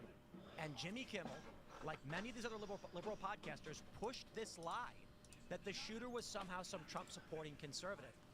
Now, there's a chain of events that occurred. First, the FCC chair appears on Benny Johnson's show, basically saying, you can't do this. Then we heard that Nexstar, which is basically a local affiliate network, was going to pull the Kimmel show over these comments, and finally Disney stepped in and said, enough. Kimmel, you are done. That's where we're at so far. CNN, they are losing their minds, and I gotta be honest, it's hilarious. And I'm gonna explain for you exactly why it's hilarious, using the left's own words and their own ideology, which they cannot now claim they don't agree with. When they canceled and got people, when they got people fired from their jobs, because some people said naughty words, and now they're all shocked that the ideology they espouse has come back for them. Now, I'll admit, I'm a free speech guy. I'm not going to advocate that people lose their jobs over naughty comments. However, I'm not going to defend people who are celebrating the death of a good man, a family man who was murdered in front of his own children. Sorry, go find someone else to defend you. If you don't believe in free speech, and you never did, I'm done playing that game with you. Now, if you're a leftist and liberal and you've consistently defended free speech, even fighting with the liberals, they wouldn't call you a leftist anyway, would they? So when they come to me and say, I thought you were for free speech, I am. But you're not, so I'm going to hold you to the standard that you asked for. Congratulations, this is the world you've made. Ladies and gentlemen, we have a lot to break down with this because, holy crap, plus there is a lot of other news. The reaction from CNN is hilarious. We also have 3 officers shot and killed in York County, PA. It's getting crazy out there. We'll go through all that news. Before we get started, however, we got some great sponsors, my friends. We've got webroot.com. Go to webroot.com/pool. Shout out to Webroot for sponsoring today's show. Live a better digital life with Webroot. Get 50% off when you go to webroot.com/pool. We understand that cybersecurity is not a sexy product, however. What's better than the confidence that comes from knowing your digital life is protected from malware, ransomware, identity theft, accidental deletions, natural disasters, and more? Webroot is for your digital life like Geico or State Farm is for your physical life. It's protection for just you or the whole family, but really the whole family. When we say protection for up to 10 identities, we mean it. Those 10 identities do not have to live under one roof. You can protect yourself, your spouse, your kids, your parents, your in-laws, your crazy aunt, etc. Plus is a dedicated elder fraud hotline to help remediate incidents and assist caregivers. You shouldn't have an antivirus that acts like a virus. WebRoot Essentials won't interrupt your daily life. It's 33 times smaller and scans your devices 6 times faster than competitors. It also installs faster than competitors, so you can get protected quickly and back to living your life with peace of mind. That doesn't slow you sure won't slow your computer down. If you don't have identity protection, you're not protected during a data breach. Every time you check a box for a company to remember your credit card, your safety is dependent on that company's cybersecurity. So when that company has a breach, unfortunately, most often that means your info goes with it. When you have WebRoot Total Protection, your information is protected by dark web financial and identity monitoring and alerts. Get 50% off WebRoot Total Protection or WebRoot Essentials when you go to webroot.com/cool. Next up, we got the Alio Capital app. That's ALLIO. Check it out in the Apple App Store, Google Play. Have you all noticed how confusing it is and divided the world seems to be these days? Whether it's politics, money, or daily life, the truth is, a lot of it comes down to not really understanding how the money world works. Finally, there's a tool that makes things clear. I want to tell you guys about the Alio Capital app. It's built by people who really get how global events affect your money. In the U.S., Nexstar Media said it intended to preempt airings of the program following remarks the host made about the killing of conservative activist Charlie Kirk. Nexstar said Wednesday that its owned and partner television stations affiliated with ABC Television Network will preempt Jimmy Kimmel Live for the foreseeable future, beginning with tonight's show. The company said it strongly objects to recent comments made by Mr. Kimmel concerning the killing of Charlie Kirk and will replace the show with other programming in its ABC-affiliated markets. In his monologue Monday night, Kimmel said the MAGA gang was trying to score political points off Kirk's murder. Now, we know this. I'm going to play the clip for you, which we've got here. Daily Wire says this is why his show got pulled. Just take a listen. We hit some new lows over the weekend with the MAGA gang desperately trying to characterize this kid who murdered Charlie Kirk as anything other than one of them and doing everything they can to score political points from it. In between the finger pointing, there was grieving. On Friday, the White House flew the flags at half-staff, which got some criticism. But on a human level, you can see how hard the president is taking this. My condolences on the loss of your friend Charlie Kirk. May I ask, sir, personally, how are you holding up over the last day and a half, sir? I think very good. And by the way, right there, you see all the trucks? They've just started construction of the new ballroom for the White House, which is something they've been trying to get, as you know, for about 150 years. And it's going to be a beauty. Yes. He's at the 4th stage of grief, construction. Demolition, construction. This is not how an adult grieves the murder of someone he called a friend. This is how a 4-year-old mourns a goldfish, okay? Welcome to Luxury Casino, one of Ontario's most trusted online casinos. Now with the highest win rate guarantee. Whether you like pot collects, Vegas-style games, or tumble slots, you can choose from our exclusive collection of over 1,000 of the very best casino games on the market. Check out our live casino room for live action 24/7, or seek your next big win. That was insane for a variety of reasons. One, trying to imply that the shooter was a Trump supporter and then mocking Donald Trump. Not gonna be honest, I don't think Trump actually heard what the guy said. It's loud, there's a helicopter, and the guy says, how are you holding up? And Trump's just like, gives a generic response. Yeah, good, look what they're doing. I don't know. It sounded like he didn't hear what he had to say because Trump's made many statements about this. Now, here's where it begins. Nexstar Media Group issued this press release earlier today. Nexstar ABC affiliates to preempt Jimmy Kimmel Live indefinitely beginning tonight. They said Mr. Kimmel's comments about the death of Mr. Kirk are offensive and insensitive at a critical time in our national political discourse. And we do not believe they reflect the spectrum of opinions, views, or values of the local communities in which we are located, said Andrew Alford, president of Nexstar's broadcasting division. Continuing to give Mr. Kimmel a broadcast platform in the communities we serve is simply not in the public interest at the current time. And we have made the difficult decision to preempt his show in an effort to let cooler heads prevail as we move toward the resumption of respectful, constructive dialogue. Now, this also followed statements from the FCC chair on Benny Johnson's show saying, that effectively, you can't do things like this, right? We hit some new lows of the weekend with the MAGA gang desperately trying to, of course, that's Kimmel's statement. And this was Brendan Carr appearing on Benny's show, and they describe it as issuing threats against ABC and Disney.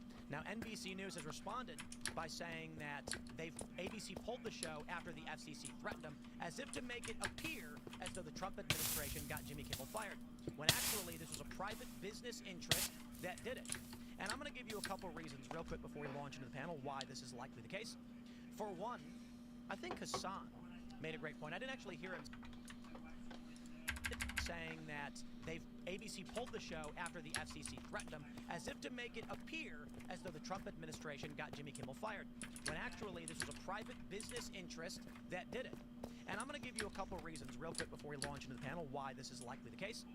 For one, I think Hassan made a great point. I didn't actually hear him say it, but it was reported in the New York Times that he was concerned about the death of Charlie Kirk because he could be next. And I think many of these television network execs, seeing the vitriol, are also concerned that if violence escalates, these people at the top of these networks they will be doxxed, they will be known. Nobody wants to live that way. And so if you're running a network and you see Jimmy Kimmel say explicitly, despite the fact law enforcement has already said here's his motivating factors, Jimmy Kimmel says, no, it was Trump, it was the MAGA guys. You are fanning the flames of political violence in a very terrifying and dangerous way, and mocking Donald Trump, whose friend just died, over that clip, which I assume is probably out of context or Trump didn't hear, is despicable. And I'm sure the networks, aside from being offended, were more so concerned that Jimmy Kimmel was driving the temperature hotter and hotter in an extreme way. And so I think many of them are like, guys, if we don't put a stop to this and say we are not going to tolerate political violence, it'll escalate. If we do not punish those who are dancing on the grave and demanding more or lying about this, the left will be emboldened and there will be more death and the right will respond. There has to be a simmering down of temperatures. And that's why people are getting fired. And that's why Jimmy Kimmel got fired. But I'm curious if you guys agree, and what do you think? I think that's probably about the size of it. The idea that this is because of pressure from the government, I think that's unlikely. I don't think that Brendan Carr just making a remark is actually enough to make people move, because I feel like that there's still a sentiment where if the government says, oh, we might do this, there's still enough people that would feel like pushing back on the government is worth the, it's worth the juice. Whereas if you're going to look at losing sponsors and losing, people, the higher ups at the company you work for, seeing significant repercussions, that'll get people to move. That'll get companies to move. Yeah, it would be the relationship with Disney and Nexstar that would be the bigger issue here than it would be Disney and the government for that. And for the most part, what's sad is this will end up benefiting Kimmel in the long run, because Colbert's ratings spiked after he got canceled, after his show was officially canceled, even though he's still on the air, his contract has to run out. And the most profitable aspect of his whole show right now is their YouTube views are very high, and I wouldn't be surprised if they end up moving him away from terrestrial television entirely, because this is a dying business model. The ratings in general for late night TV me and Tate were talking about before the show now, are heavily dependent on whether there's sports on television at all these days. The ratings have been down consistently, and the funny thing is, Kimmel is number 2 in the ratings on late night, next to Colbert, who's already been canceled because his ratings are garbage. So everybody knows that this type of television is a dying model anyways. Why would you fan the flames in something that's so incendiary right now, in a world where you hire 100 writers to work on these shows, which is why they cost a fortune to make, they lose money on every episode? Why, with 100 writers, could you not find a more palatable way to try to get your point across? You can't, because your point is disgusting. I actually think, as your point about being second in ratings, we know that Colbert was costing them tens of millions of dollars per year. I think Kimmel was as well, but they didn't know how to end his contract, or they couldn't end his contract. It ends next year, in 2026. Indeed. I imagine they were probably saying, we're not going to renew it, but we can't do anything right now. This pops up, and now they have a morality clause exemption to terminate his contract, and I'm sure they said, let's pull it. Yeah. In addition to what you're saying about them not wanting to be associated with this side of things from potential vigilantes, they probably don't want the DOJ or related groups to see them as part of the Antifa, Soros network that could be getting rolled up or at least investigated. Because one thing you've seen on Twitter this week is the media companies, the media cable channels being really lumped in with that whole network of NGOs, nonprofits, law firms. So this could be a way to distance themselves. Wait, Serge, is this fact check true? So this is what when I was looking at it, it looked like it wasn't exactly like I'd seen the footage before. Basically, what he did was he took an old footage of Trump being asked a question and he dubbed over the question as if he had been asked that question. And it's not even the same thing. And if you watch the footage again, you probably see that it seems it was from a year prior, I believe. But he dubs over the question kind of poorly. The reverb kind of gives it away. But yeah, I guess you can see it again. But wow, hold on, let's play it.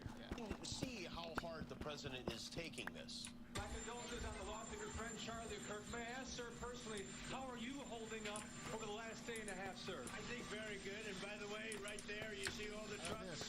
They just started. So wait, I'm trying from what I'm understanding and what I've asked AI to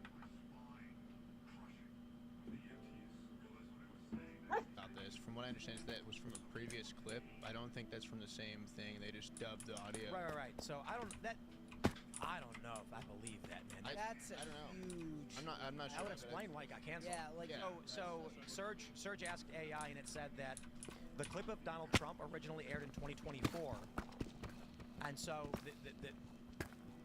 what did you ask ChatGPT this right now? Yeah, basically, I know I asked Grok. I haven't asked any other AIs. I just did when I first heard you talk about it. So I'm trying to figure it out right now. Let's fact check that because that sounds crazy. Yeah, Kimmel played. It's what it's telling me is Kimmel played the 2024 clip in the September 16th, 2025 monologue to mock Trump's unrelated response in a hypothetical context. But he didn't really make it clear that it's a hypothetical context or anything like that. Like I did remember. It sparked accusations of decontextualization from conservative outlets like Fox News and New York Post.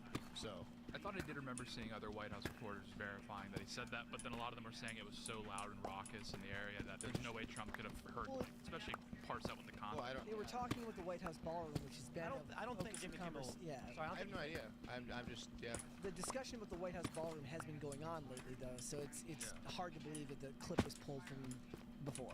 Yeah, I don't know. Like I said, I'm currently. Oh right, they're doing the renovations right. Yeah, like so that's. Yeah.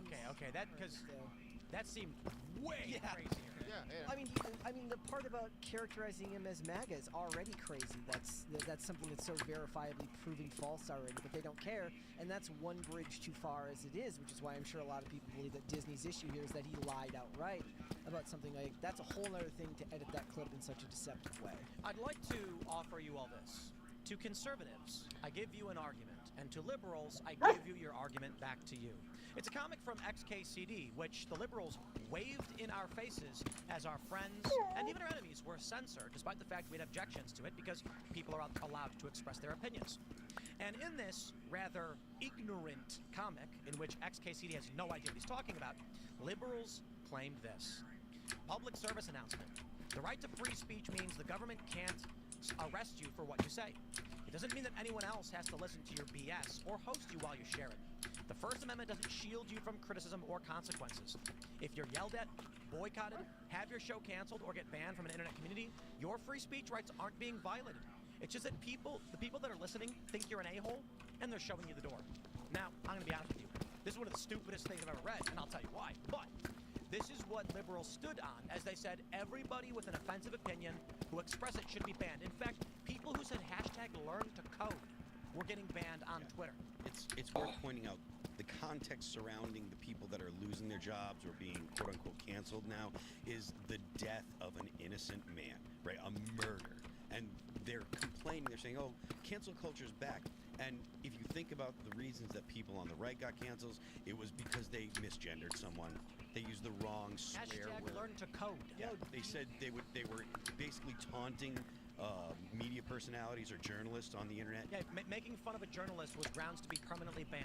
So now, it's ridiculous. Yes, I understand, and I think it's an important distinction to say.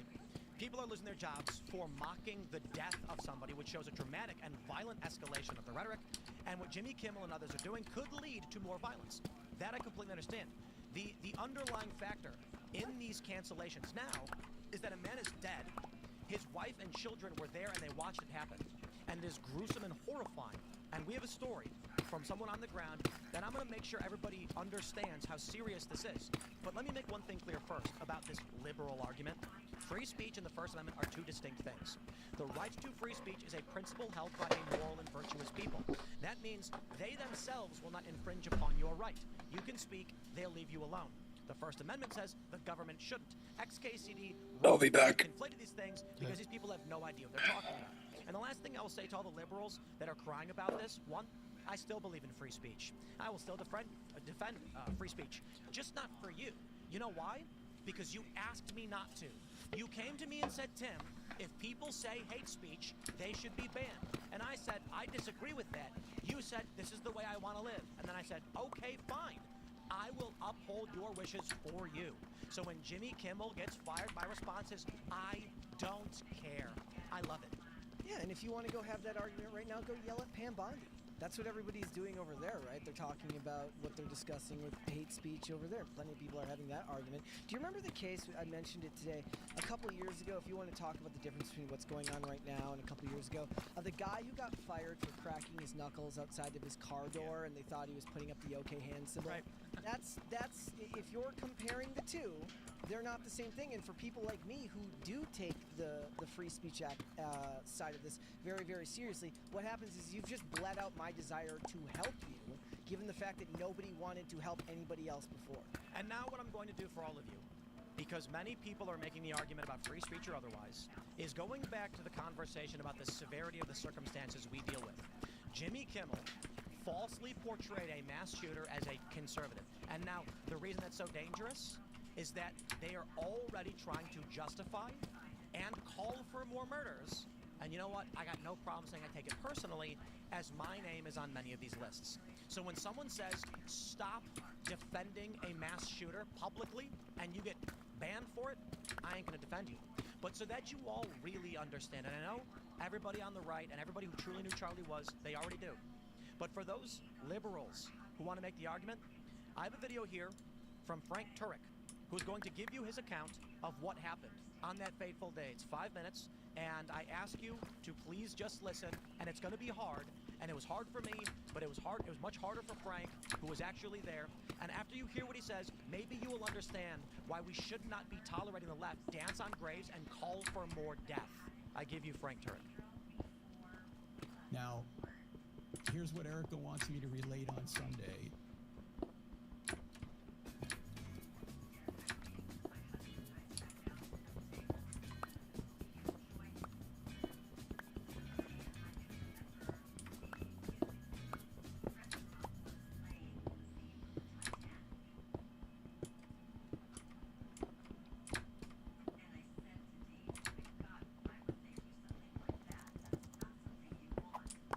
Why is the website still not live in English? Did you copy-paste all the content for the translator? Working on it. Do the language... This is going to be the hard part, but maybe also the comforting part. Charlie Kirk was literally like a son to me. I had 3 sons. He was like my 4th son. My 3 sons are a little bit older than Charlie. He was like my 4th son. So when he was hit, if your son got hit, what would you do? What would you do? I got in the car. Because if there was any way I could save him, I had to do something. I couldn't just take him. You guys got it. So they got him into the side of the car. It was an SUV. It was the SUV we took over. And I'm on one side, and there's actually some video of this. Somebody's taking video of this. I'm on one side of the car, the right side, and they're getting Charlie in. So I run over to the other side, but the guy who was dragging him in is now blocking that entrance. So at that point, I run around to the back. I pop the back gate open, and I jump in the back.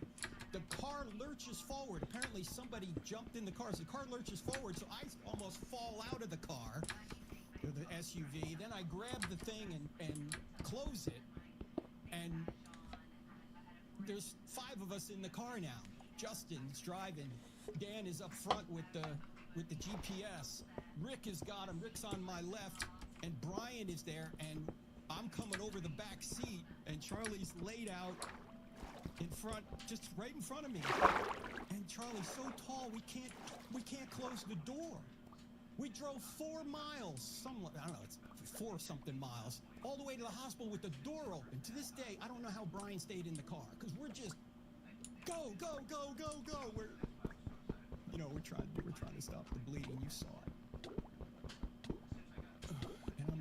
on, Charlie, come on. Meanwhile, my daughter's still on.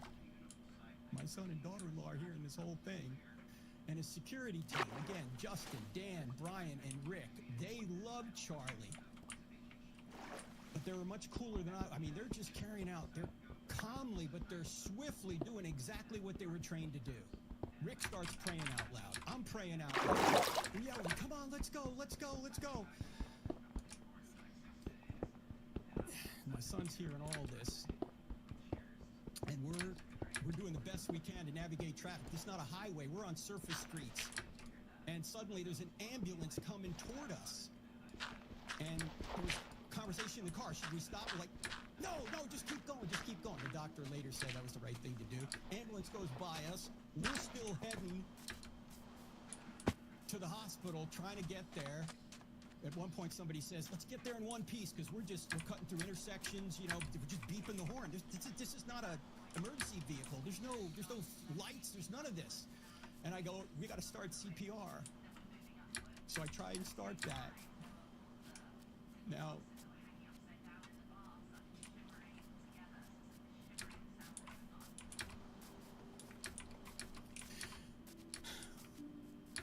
Charlie wasn't there.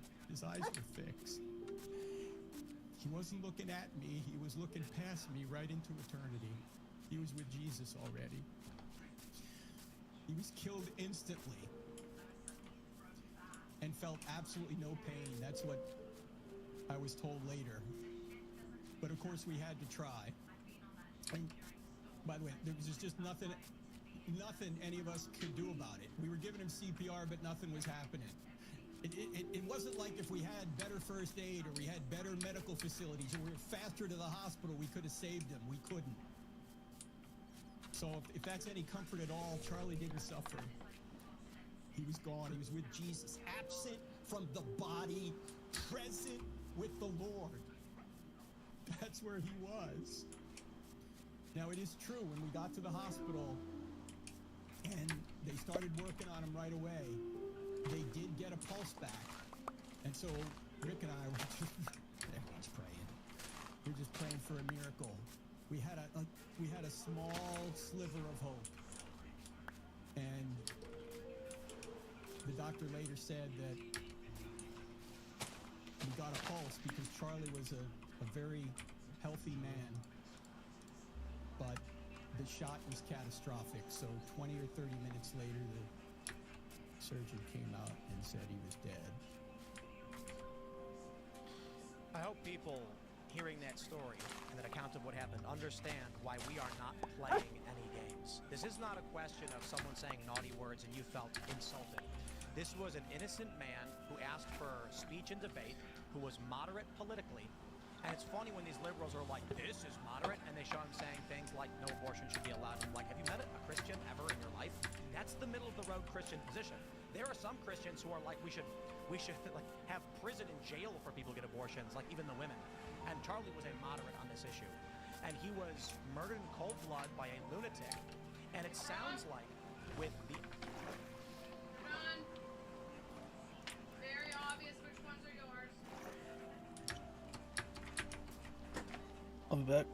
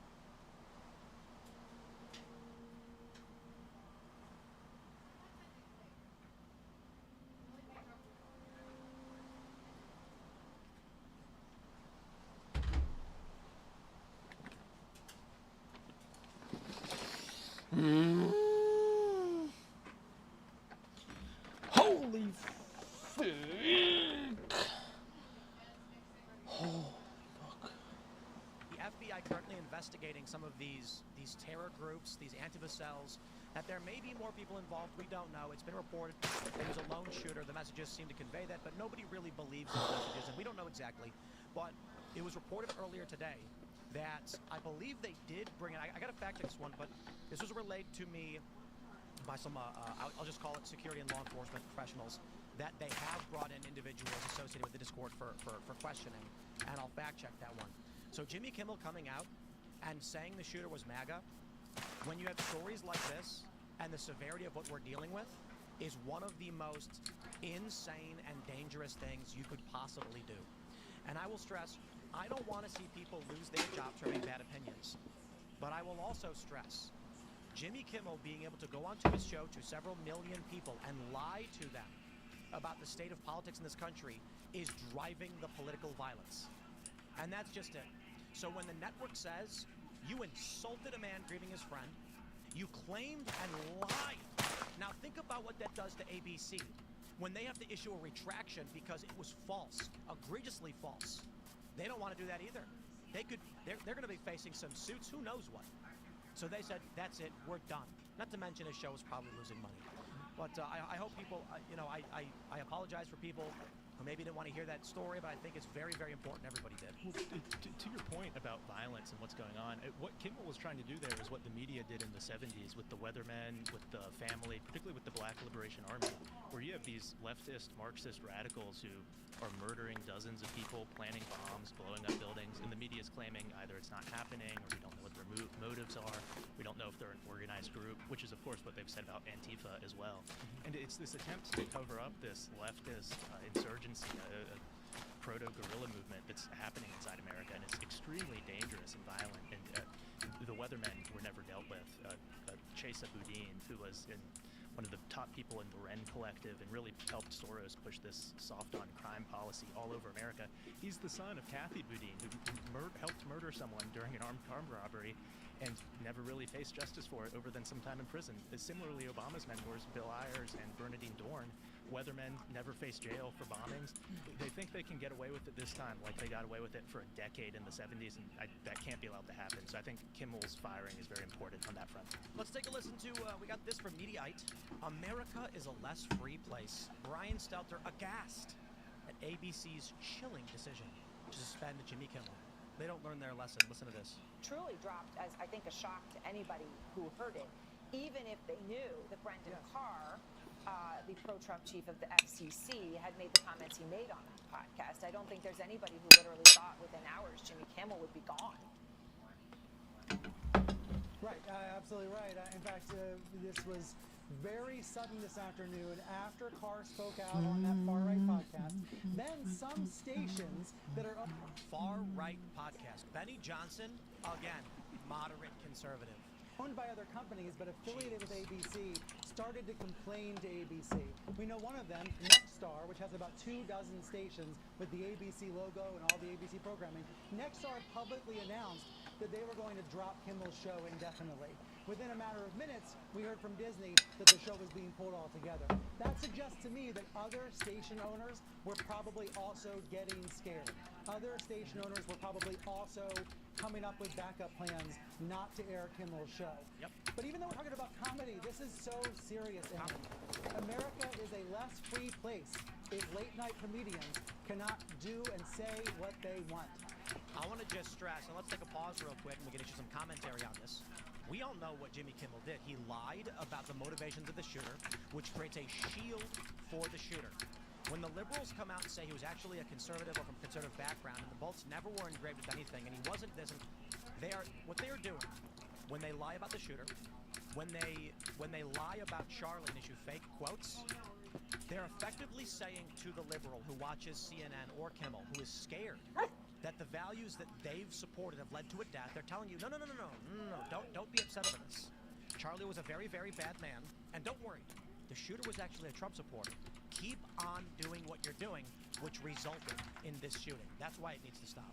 Yeah, well, and to Will's point, they're just completely flabbergasted that they're actually in an environment where you can get held accountable for this kind of stuff. Because the way like Brian's presenting it is like that the right's like settling scores right now. Like that's the way he's presenting it. And And that's just not at all what's happening, because we saw, like Frank said, we understand the magnitude of what happened on Wednesday. They don't. They think that this is just some flippant thing that we're freaking out over. And so it's like, yeah, they're just so confused that they can actually be held accountable for this, nonsense they're spewing. Well, and on the point of being held accountable, free speech, as Tim was saying earlier, is really, it's not a law, it's a culture. And as a culture, it's a set of duties and responsibilities. So if you have one side that's advocating for terrorism against the other side and celebrating murder, of course the other side's not going to find that okay. You're no longer part of that culture because you've intentionally distanced yourself from it for temporary political advantage or to support something far more awful than that, which is what they're now doing. If you look at what it looks like when you look at all the people that were treating the situation the way they were, the people that were saying awful things about Charlie, the people that were celebrating his death, there was people who were talking about the Gen Z aspect of it, the young people on TikTok who were doing so, but then you have the group of the aging boomers and the Gen Xers who do still find this type of television relevant, who find this lie very easy to swallow because it reaffirms their worldview and it absolves them of any guilt they may feel. And you can't change the culture, and you can't find people a way to a better understanding of one another if you can't even trust either group to be honest with one another about what's going on. All you have to do is listen to what the pundits were saying, and you know where they stand, right? So Aaron Burnett said, I think it's Aaron Burnett, right? Said, Unleash your potential with the latest training shoes and sport tech from top brands like Trump-aligned FCC. You never heard anyone say Obama-aligned FCC, To be fair, you do hear people say Obama-appointed judges. Obama appointee, but for the most part, the only time that's mentioned is if it's in the context of something that is actually partisan. This isn't partisan. Like Jimmy Kimmel said something terrible about a dude that was murdered. And then the same thing with Brian Seltzer. He was like, he calls Benny Johnson far right. Anyone that doesn't, that's to the right of the bull, which is essentially center left now, is considered far right. They never give you an example of what the appropriate level of right is. Well, because there is no appropriate level. And this is where it broke down for them. Because Charlie Kirk was middle of the road conservative, like moderate conservative. He was almost he's just a conservative. There's nothing, and he holds traditional religious opinions. So what the memes started coming out was when they claimed it was the further right that killed him, even though he was already the far right. There were memes of people on the left, you go to Threads, and they're saying, you mean there's a further right group worse than Charlie Kirk? And everyone's like, is this a joke? And it's because that's the world they live in, watching garbage like CNN. Now, I'll just say this, it is Colin Wright's meme personified. The right hasn't really moved, and the left has gone so far off the deep end. Centrists are now right-wing to these people. Eddie Johnson is far right. Yeah, I mean, if you were a Bible-believing Christian 30 years ago, and you're a Bible-believing Christian today, you're essentially the same guy. No, they've moderated. Charlie Kirk said gay people should be welcome. Yeah. Like, this is insane. But for the most part, I mean, like, there were always Christians that said, look, you hate the sin, not the sinner. So you don't hate gay people, you hate their lifestyle, or you hate that they're sodomites, or whatever you want to call them. But the fact of the matter is, there were always people that were like, look, we can be around them, we can talk to them, we can treat them as we can be friendly with them, you want to be polite, you want to be nice, because you want them to feel like they can come out of the lifestyle that they're in and come to Christ, right? That was the argument. And I agree. However, the mainstream position, even 15 plus years ago, from the conservatives was, we won't accept gay marriage. And many people who are middle of the road, moderate, and default libs switched to Trump when the choice was Hillary or Trump, because Trump was actually more socially liberal. Trump unfurled a pride flag on stage at the RNC, and a lot of middle-of-the-road people were like, I can vote for that now. Trump created a big tent party where moderate and disaffected liberals said, Hillary's nuts, Trump's the right answer. Charlie Kirk famously argued with people saying that gay people should be welcome in their movement, and there's one video that's got millions of views where he tells a young gay man, I don't judge you, and you shouldn't judge yourself, and introduce yourself based on the actions of what you do in private. It should be about, are you a good person, and will you come to Christ? Will you be a better person? That is a more moderate, more socially liberal position, than in the past, and they called Charlie a homophobic bigot far right. If he's far right, imagine what Republicans were 10 years ago. So they're pretending like they don't get it. Yeah, I mean, I think Charlie's policy package that he presents is probably probably the plurality of Americans. I think that's fair to say. Like traditional conservative, evangelical, these sorts of things. And yeah, they're saying that puts a target on your back. Like full stop, that's what they've declared. And the target on your back part is extremely important. To go back to Antifa, some of the armed factions related to it, like the John Brown gun clubs, why do they call themselves John Brown gun clubs? Why do they continue to push this far right, your super racist message, like Jasmine Crockett saying ISIS slave patrol recently? It's because they have very, very dire things in your future that they want to do to you. And you can see it. That's why they glorify John Brown. Look at who he killed, the royal family. They had nothing to do with it. You know what we should have done, and I apologize for this, we should have pulled up Brian Souther's reaction to Roseanne getting fired. Because how much you want to bet he was like, well, you can't be a racist and a bigot, it's too bad. And now he's like, oh no, he's effectively fanning the flames of violence and justifying murder. I mean, this is just what, like, for somebody like me who, like, when all of this started, I had to kind of have that discussion with myself about how I feel about it. Because I do tend to err on the side of, like, look, and I understand the conservative argument, right? It's like, it doesn't matter if they're going to use it against you later because they already used it against you before. You need to exercise Where is Bin Laden? I understand that, but because that's not... I was probably doing what I was doing before. That's never lined up for me. What was it, like, construction business or some shit? Lawyers, nurses, people educating your children. He came from a wealthy family, right? The Saudis or some shit. He was a fucking multi-billionaire, dude. Am I supposed to go to bat for somebody that abhorrent? That's crazy, dude. I've got 10,000 other things in my life I have to finish first. I understand, like, you have a cause that you want to fucking fulfill, but dude, if I have $5 billion, I'm staying furthest away from that shit. No matter how fucking much I want it. That's what's happening. We are seeing Barr trying to say she's sorry, trying to apologize, but then in the next breath she's making excuses, blaming this on liberal media, $5 billion. Here is the sense of how we got here with his head spinning 24 hours. So this is CNN.com transcripts of about Roseanne Barr, and it took me 2 seconds to find the transcript. That's what separates you from him. Sure. But Barr undermining yeah, maybe if I became a terrorist, he was a great man. He was a great man, and you are. This fake yearbook quote claiming Jared wanted to change America to be more like an Islamic country. Also later deleted. I wonder if that's where he got, if he just used all of his own money to fund the group. You that Roseanne Barr posted a dumb joke on Twitter and got fired. That's how it makes sense. No, you are a hypocrite and a liar. Yeah, and your bro. words mean nothing. But you know what?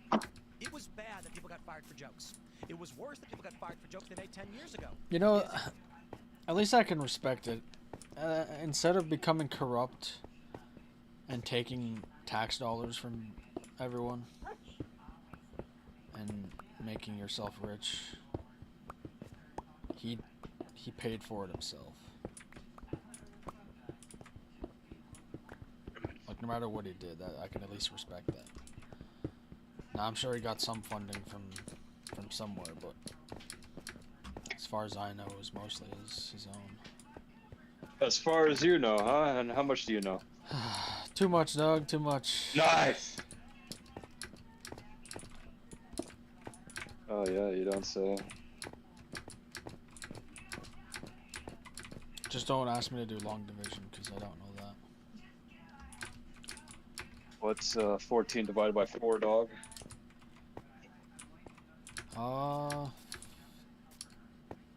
2. Can't use a calculator. Hold on, yeah, 3.5.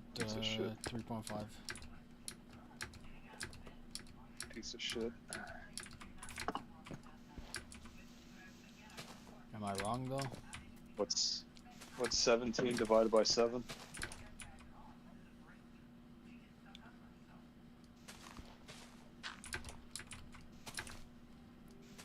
Nice. Hold on, I have to think. You gave me a random fucking number that doesn't actually divide into 1.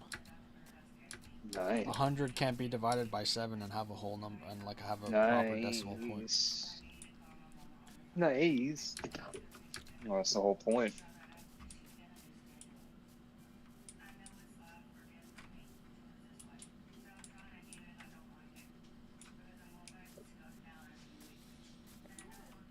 Carry Christ,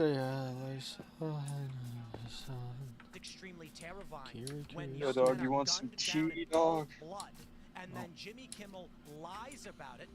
Other liberals lie Why do you about say it. that with They such call for disdain? more. The They fuck is dance wrong on with his you, grave, huh? and they put out lists The hell you have literally with against just said tea? names no. on it. Again, very Fucking personal because faggot. my names are on those lists. No, My you're like, name's nah. on that list as well.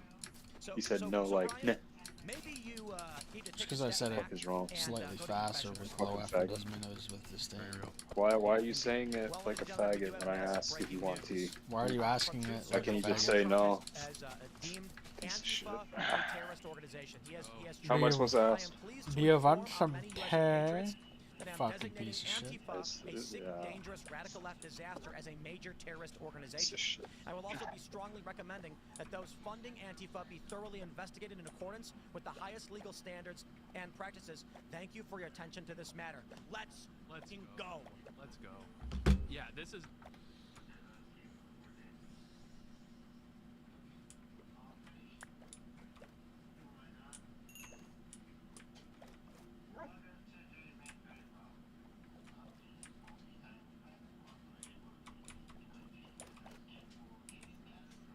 You practice guitar today, dog?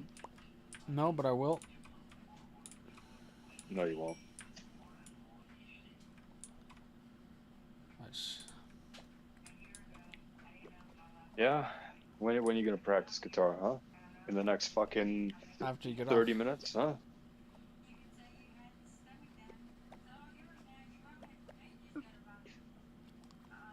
Yeah, when am I gonna get off?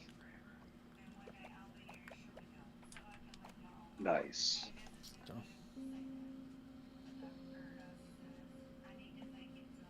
Motherfucker, you were up till like 4 a.m. yesterday playing Minecraft, bro. The fuck out of here with your fucking guitar bullshit.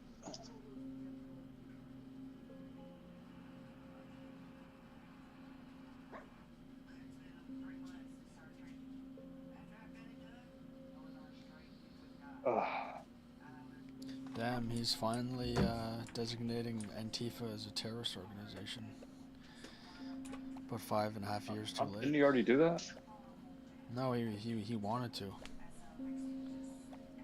He wanted to do that in his first term when they rioted for 3 months. Well, not just 3 months, but they rioted on his inauguration multiple times throughout his first presidency, and then really got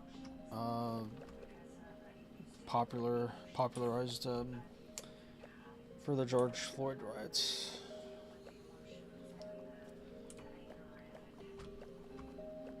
Well, better late than never, I suppose. This is exactly what needed to happen.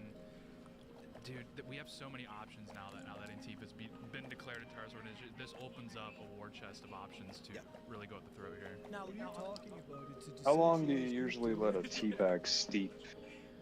I don't think it. For me, when I do it, I don't think it matters. Like the time doesn't matter. It's how the liquid looks, like how dark you like it. So if you like it dark, then well, what I do, I get a spoon and squish it against the wall of the cup to get it out faster. I don't know if you want to do that. Just dunk the shit over and over. Fuck.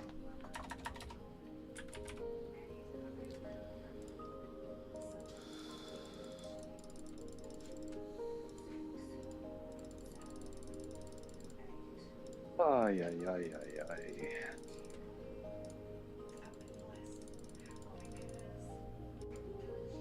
So your mom doesn't have the new car or whatever yet? She got it today. Oh, and how is it? Don't know. I just saw it. She drove it home. Well, she drove it, and then my dad dropped her off at her work, so she could ride the bike home. The bike? Yeah, the bike she's been riding to work. Like a bicycle. Yeah. Oh, well, good for her. How far is her work? It's near. It's Highway 27 and Steels kind of area. Oh, okay. Okay. Oh, so like it's close to the Fortinos or whatever? Yeah, it's just a bit Or further the Woodbine Mall. Yeah. It's actually not bad. You should have kept the unicycle. Let your mom use that to get to work. Nice, dude. Whatever the fuck it's called. Kept the unicycle. I don't even know what planet I'm on right now. Well, didn't you sell the fucking thing? Oh, that fucking the motorized piece of shit? No, dude, I'd set that thing Yeah, can you on fire. imagine your mom? Yeah, no. Can you imagine your mom like taking that to work? Dude, that'd be death right there. Oh fuck, dude. Sometimes I see somebody on Kipling, dude, just absolutely booking it on one of those things. Well, even on West Humber Boulevard, and they're going faster than cars would. They're going like 60 kilometers an hour. I'm like, bro, you're good. Fucking hell. Oh, awesome. Man. Some of them, they don't even really have like brakes, protective gear. Oh yeah. Well, just like, I mean, aside from just the helmet, I mean, it's like you fall off, you scrape your knees are done.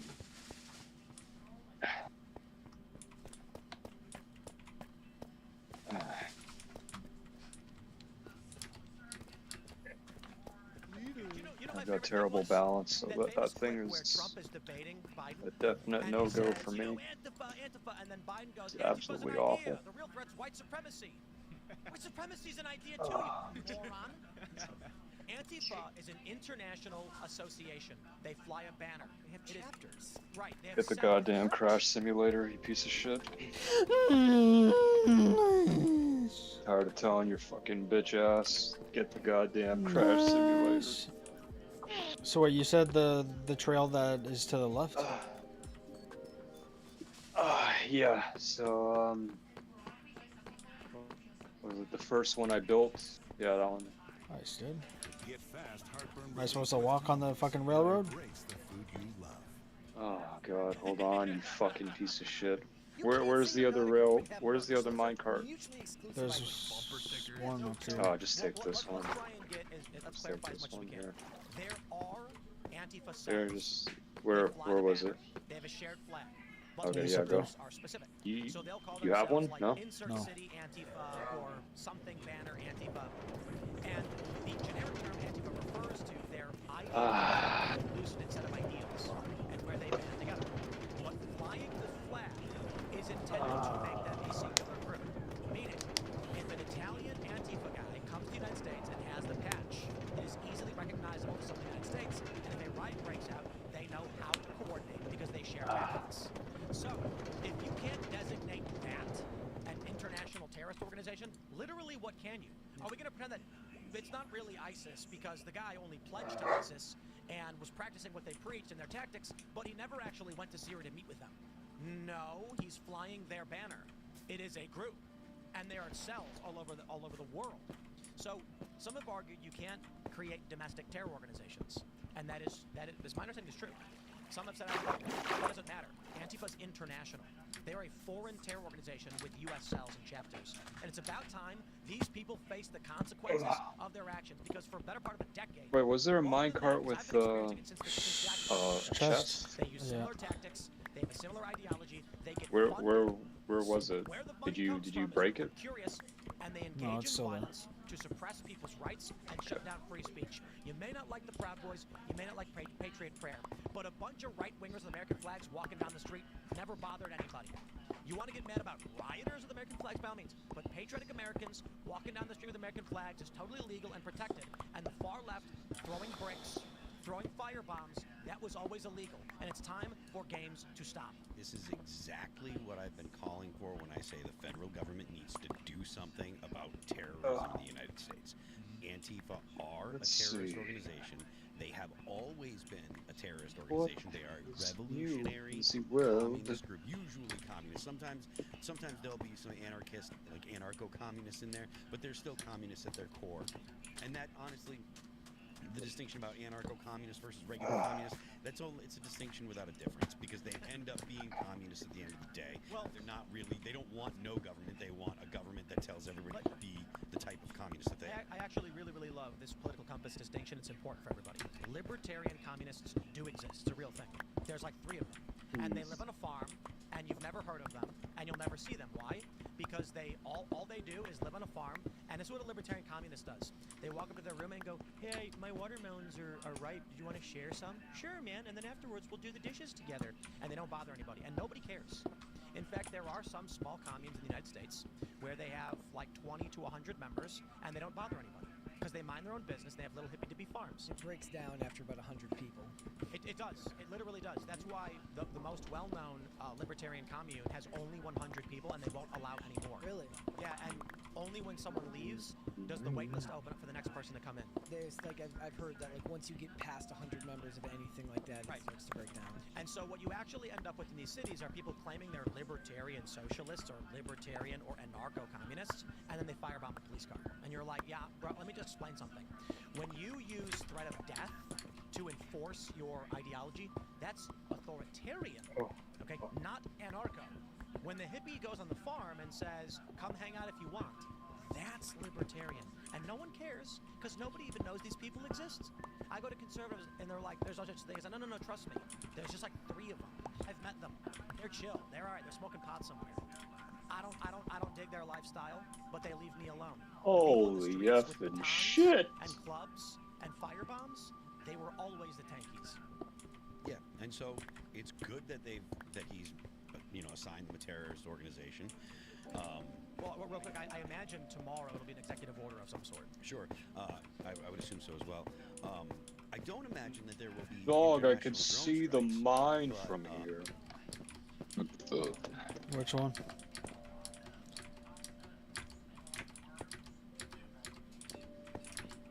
Con?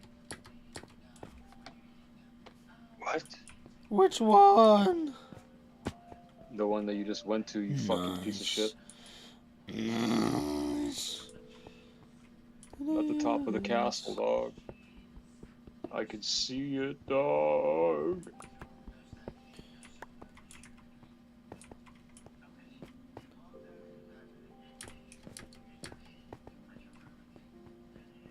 Whoa. Damn, that's a big fucking pool, dog. Holy shit. Or drone strikes in other countries or anything like that, but I do think that the FBI should start actually tracking down people that put up videos with that they're flying the Antifa flag, if they're making comments about anti-fascist, blah blah blah. The federal government should start knocking on their doors just because it chills behavior. It's not about wrapping up people for speech, but if they're involved with an actual terrorist organization, which Antifa is, and 2020 was evidence of that. They rioted all summer, they destroyed property, they were doing everything they could to intimidate people. They were literally getting into people's faces, demanding that people say, Black Lives Matter. Go and find those people and start asking them if they are involved in terrorist activities, if they're planned, and you will see a significant drop in people that are actually going to say things like Charlie Kirk deserved it. And then you can go to Berkeley and set up a little table and say, let's have a conversation, and no one will smash it, and no one will throw rocks at you. And that is the crazy thing about this country today is I can already hear the liberals going, it's happening. And Trump is saying that if you oppose fascism, you're a terrorist. And it's like, bro, I just watched a video, I think it was Cam Higbee, who was like saying, he's got like a sign up saying no one should die for their opinions, and a guy comes and attacks him. And I'm like, the problem is the guy minding his own business. Okay, you guys are criminals, you are fascists.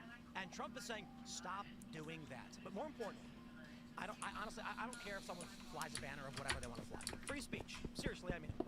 The question is, if people are saying they're aligned with this, I believe that's enough cause to investigate whether they're providing material support to violent terrorist groups.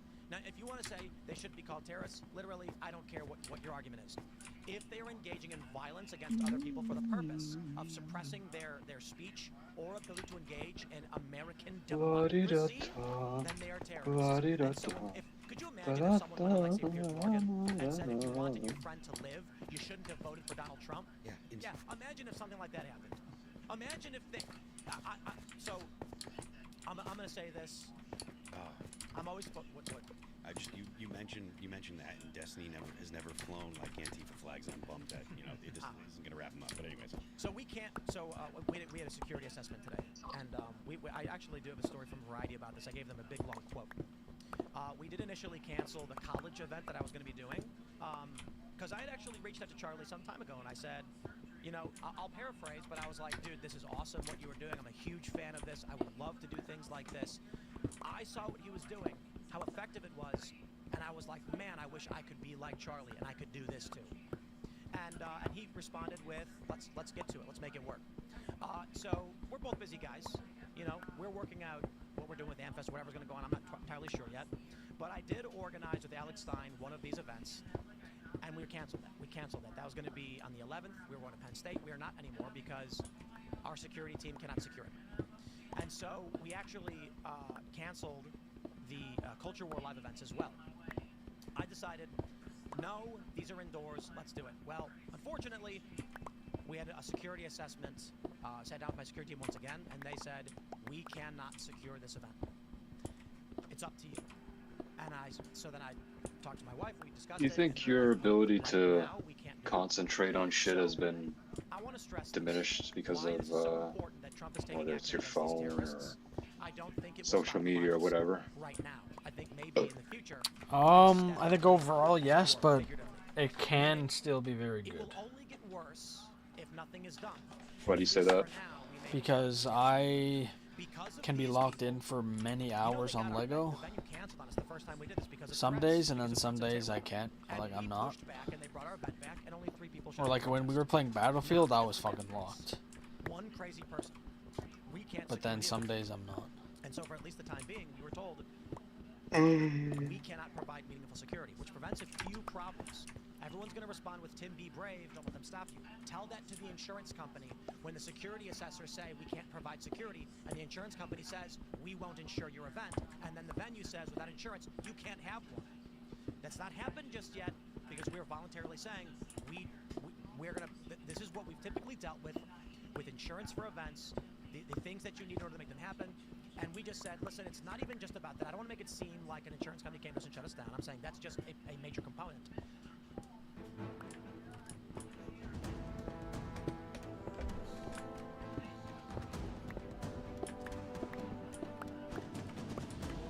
We asked some fans to sing our song.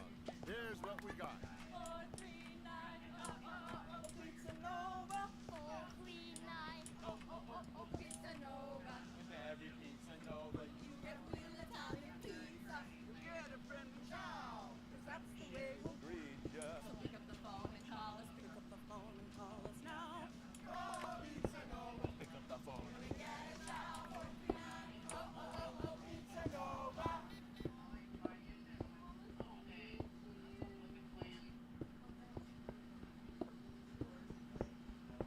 We think being unable to secure it and a challenge to whether or not we're going to be able to afford the insurance means we should probably wait. And so I don't know exactly what's going to be happening. Liberal, far-left personality who has an open platform in public and says, come and challenge my ideas and I will prove myself right. Because all of them know they are wrong. And that's why they engage in violence. You do not shoot and kill a man who you've easily defeated in an argument. And I think it was George R.R. Martin in Game of Thrones said, when you tear out a man's tongue, you don't prove him wrong. You simply show the world you fear what he might say. So when they killed Charlie Kirk, what were they admitting? He's right. And we can't win. Well, they say they're against fascism. Can any of them define fascism as like you? No one on earth can define fascism. Like at all. They're just like, oh, it's my dad. Mainstream. No liberal can. You talk to most conservatives and they'll give you the basic breakdowns of what fascism is. Right. There's a few different views. values. One is the lucrative merger of corporation and state. That's the one that the corporation basically follows in lockstep with the state wants it to do, effectively creating a totalitarian system where it's not communism. The state isn't telling you where you have to work or what you have to do, but businesses only function for the purpose of the state. However, there's an easier way to describe it because these economic functions vary from country to country. It was totalitarian traditionalism.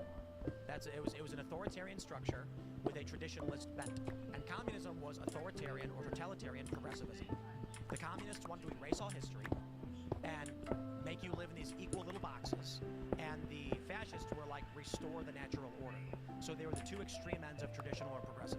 They call you a fascist because you hold some traditional values, which is psychotic. You can be a liberal and not a communist.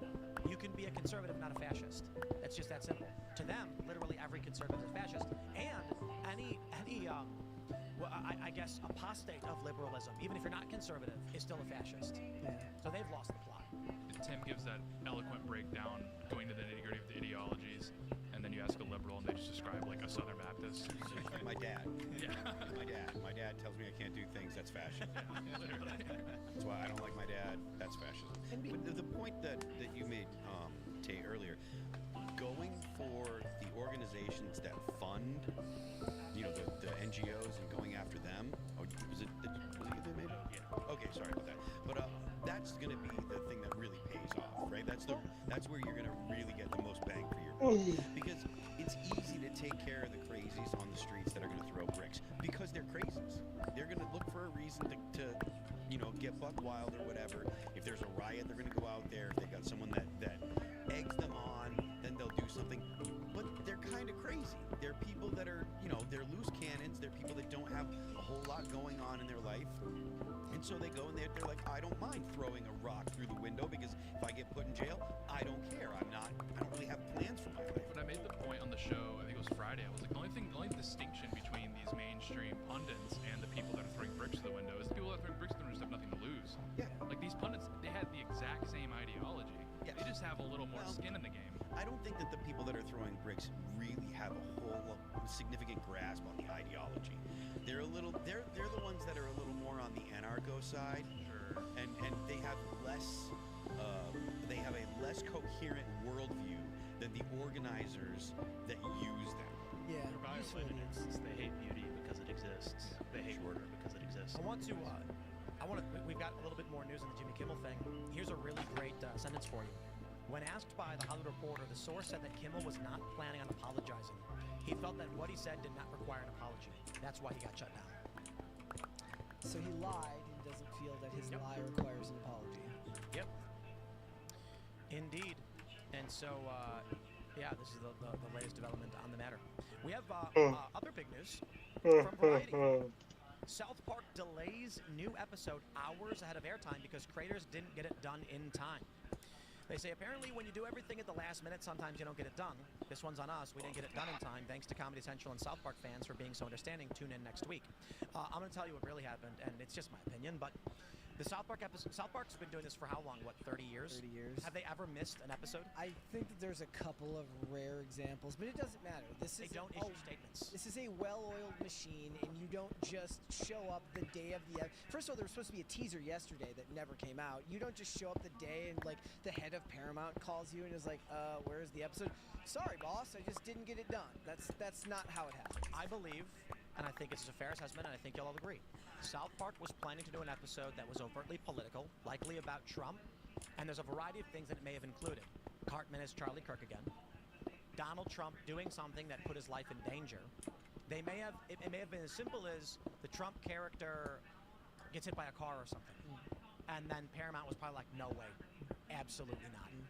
And there's a huge history of television shows that have moved episodes around because of, this was happening, unfortunately, a lot during the early 2000s because of school shootings, and television shows would run episodes with dramatized versions of this and that, and then they would have to move it a month, and they'd have to release a statement that said, it coincided with real-world events, we're sorry, we had to move it down the line. But in today's day and age, it's a whole different ballgame now. Yeah. They shouldn't have pulled the first episode. Some people have said that they're responsible. I have seen some people tweet that. But the idea that the majority of Trump supporters are anyway mad at South Park, they were celebrating. It was like putting Charlie Kirk in South Park was basically the victory flag on top of the mountain. Yeah, I mean, it was an affirmation of his impact culturally. Just because South Park portrayed him as someone they disagreed with doesn't mean that he didn't have, it wasn't a massive compliment to even put him in there. You don't get in South Park unless you have an impact on society. Yeah, well, he made it his profile picture. Yeah. Primarily just thought it was funny. He did what Kristi Noem was supposed to do before somebody wisened her up, but she was mad at first when South Park portrayed her, and then somebody in the know is like, yeah, that's not going to work for you. If you pretend, like, if you show them that you're mad, they're just going to go even harder at you. So then she, like, I don't know if she deleted that tweet, but then she changed her mind and, like, made it her profile picture because somebody in her camp understood that, like, it will get worse for you if you're actually upset by this. Well, and I just remember, like, it getting passed around Twitter, and everyone on the right was like, yeah, this is pretty funny. I mean, it's like a little tacky, but it's funny, yeah. I mean, the episode, did you guys watch it? Yeah. He's debating as if he's Charlie Kirk, and he's actually just giving Charlie Kirk's opinions for the most part, where he's like, well, why? He's like sitting there drinking the water, and he's like, why isn't a fetus a baby? Why, what, and then Bebe can't answer, and he's like, okay. The worst part about it is, like, then you draw in the media literacy crowd who's like, they're making fun of you. Because they do that. They did that with the media literacy. The worst people on the internet is the person who says that you can't like something because you don't understand it. Just block them. They're the worst people on the internet. They're like, Charlie doesn't understand what's being made fun of. Because Cartman's the bad guy. So, yeah, they don't care. And they were doing that when they were doing the Kathleen Kennedy one. Put a chick in it and make it gay. They're like, yeah, you don't get that Cartman's the bad guy, so they're making fun. It's like, we don't care. They don't care, and you're the one who's the drag on society if you think that I have to interpret whatever media you're talking about in the way that you see it. Yeah, they're like, they're making fun of you. Really? They are? That's crazy. I understand. Yeah, literally. I want to stress, we don't actually know what happened with the South Park episode. They just said they didn't get it done in time. Again, it's the dog ate my homework. Nobody buys that. Indeed, it's weird they should have stayed there. Because haven't they missed weeks this season? I mean, they could have just released a rerun and... They did it all the time. Yeah. There was a... I mean, they hadn't... I don't know if they had to release a statement, but they have a schedule that they have to keep to, so... Well, look, it's been a point of interest for a couple of hours. All I know is everyone...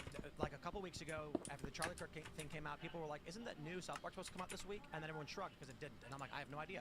They could have said nothing, and people would have been like, no. Yeah. I don't know. But I guess when you're getting paid $30 million. So I think the strong probability is there is a secret episode of South Park that you can't see. It'll come out later. I think they'll end up releasing it later. Yeah, if it exists.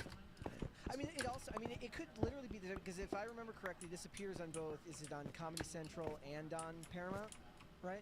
Same thing. But I'm saying, like, network, if it's appearing on cable or TV, they have to worry about advertisers and advertisers getting pulled. It's just going on Paramount Plus, because that's what happened with the Charlie Kirk episode, is they removed it from network TV, but they left it on Paramount Plus. You don't... somebody can fact check me if I'm... The Kirk episode? Yes. I believe it was...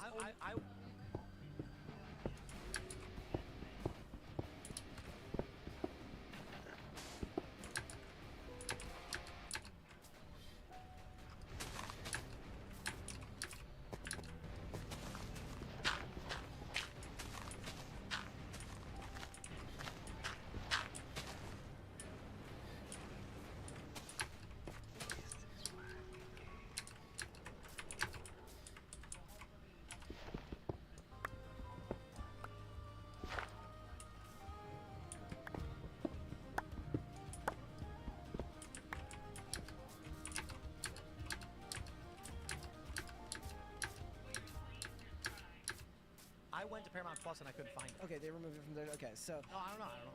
Like, the idea is, like, you have to find advertisers for the network version, and you're going to have a lot harder time selling that than you are if you're just putting it on your streaming platform. Somebody in the chat will know whether it's up on Paramount Plus. I'm waiting to see if there's, like, some reaction on X to Trump designating Antifa terror organization, but...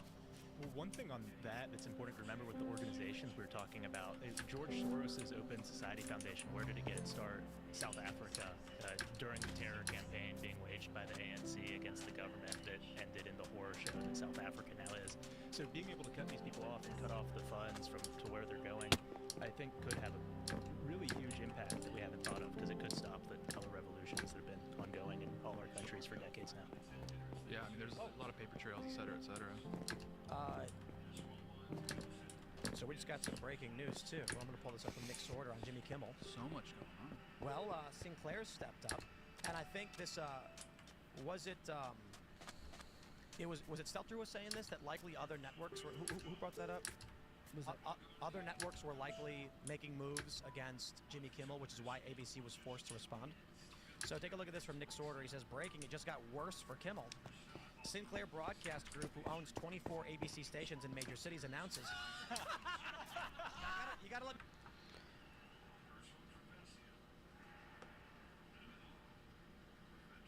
finish this. They'll be filling Jimmy Kimmel's time slot with a tribute to Charlie Kirk. They're also demanding Kimmel make a meaningful personal donation to the Kirk family and Turning Point USA, as well as a direct apology to Erica and the kids. Incredible. Mr. Kimmel's remarks were inappropriate and deeply insensitive at a critical moment in our country, said Vice Chairman Jason Smith. Sinclair gave much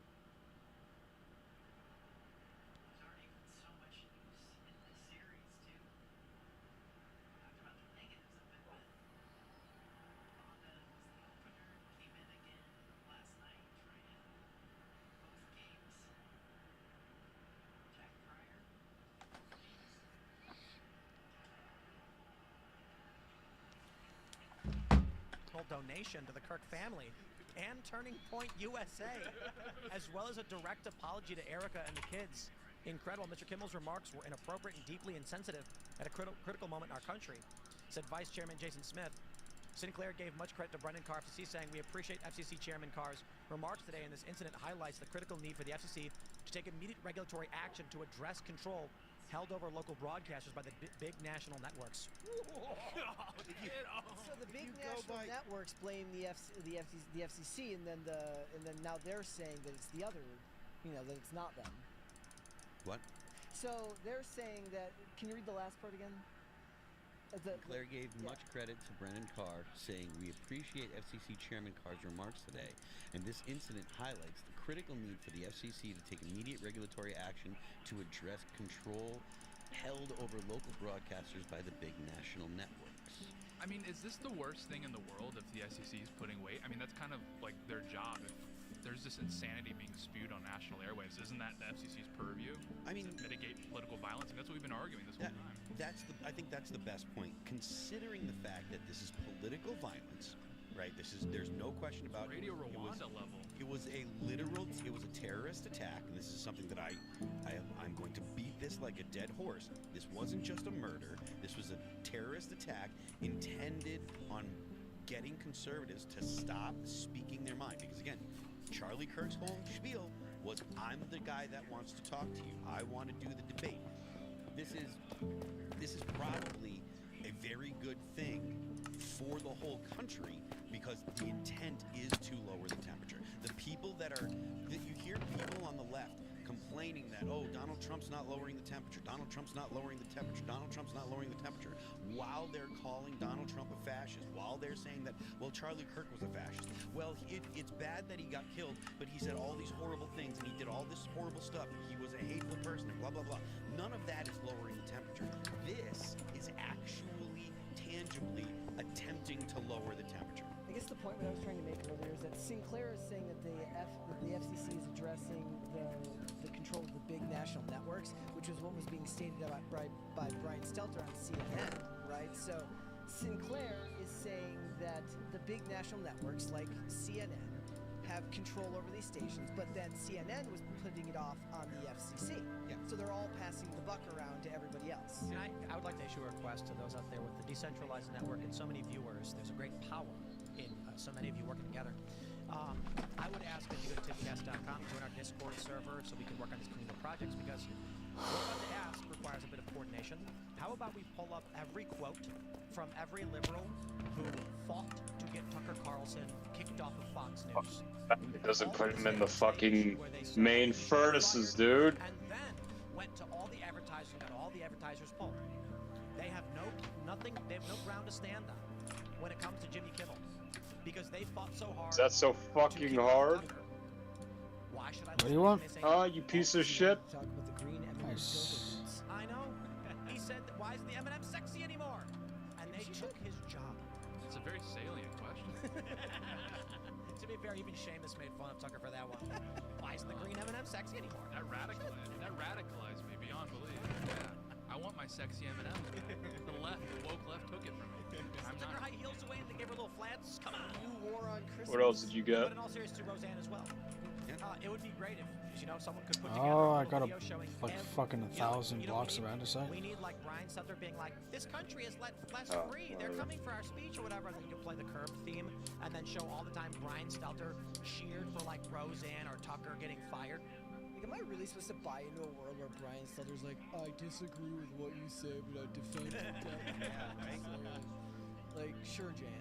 Well, they shut down Parler because they claimed it was supporting terrorism or something by letting. They said that's where the January 6th people organized, even though later it came out they organized on Facebook. Which brings me to the story from Time.com. CEOs of Reddit and Later it came out they organized on Facebook. Which brings me to the story from Time. Because they claimed it was supporting terrorism or something by letting. They said that's where the January 6th people organized, even though later it came out they organized on Facebook. Which brings me to the story from Time.com. CEOs of Reddit and Twitch called to testify to Congress on radicalization in wake of Charlie Kirk killing.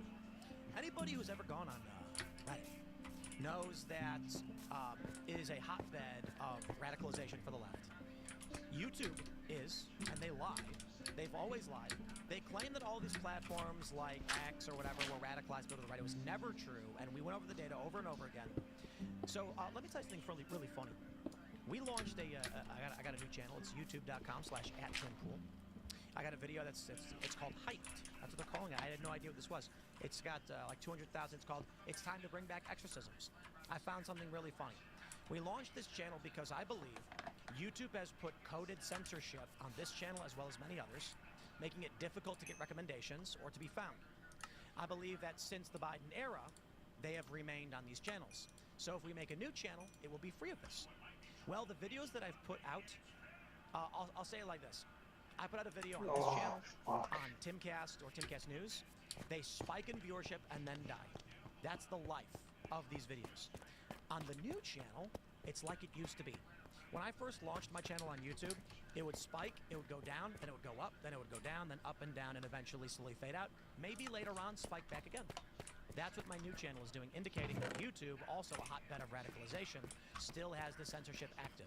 Well, now Reddit and Twitch are going to testify in Congress, and Hassan's freaking out. He's like, Twitch doesn't even have to do anything with this way. Oh boy, you know why he's freaking out? Because the Congress, men and women, at least the conservatives, are going to say to the CEO of Twitch, Hassan Piker said this, gut him, stab him, stick a knife in their belly, things like that. I can't even repeat some of the things that Hassan Piker has said on his show. And he's freaking out because the CEO of Twitch is going to have to answer for all of that. I just want to point out, until they get the CEO of Kick, again, Destiny's dodging a bullet. That's true. I guess Kick isn't big enough. I don't know, but maybe they're just probably. But Kick is where the you polish the andesite. Twitch go to because just go to the crafting table and whatever, you know. I bet if I pull up Reddit, make it into whatever type of block you want. And let's take a look at what we got. Just you know, just ABC suspends Jimmy Kimmel. How much do you want to bet all of the comments are going to be left aligned? Just being straight up people calling for more murder. Has there ever been a person whose death and remarks about it have caused so many other people to get canceled? Meanwhile, Brian Kill the Homeless Kill Me is still on the air.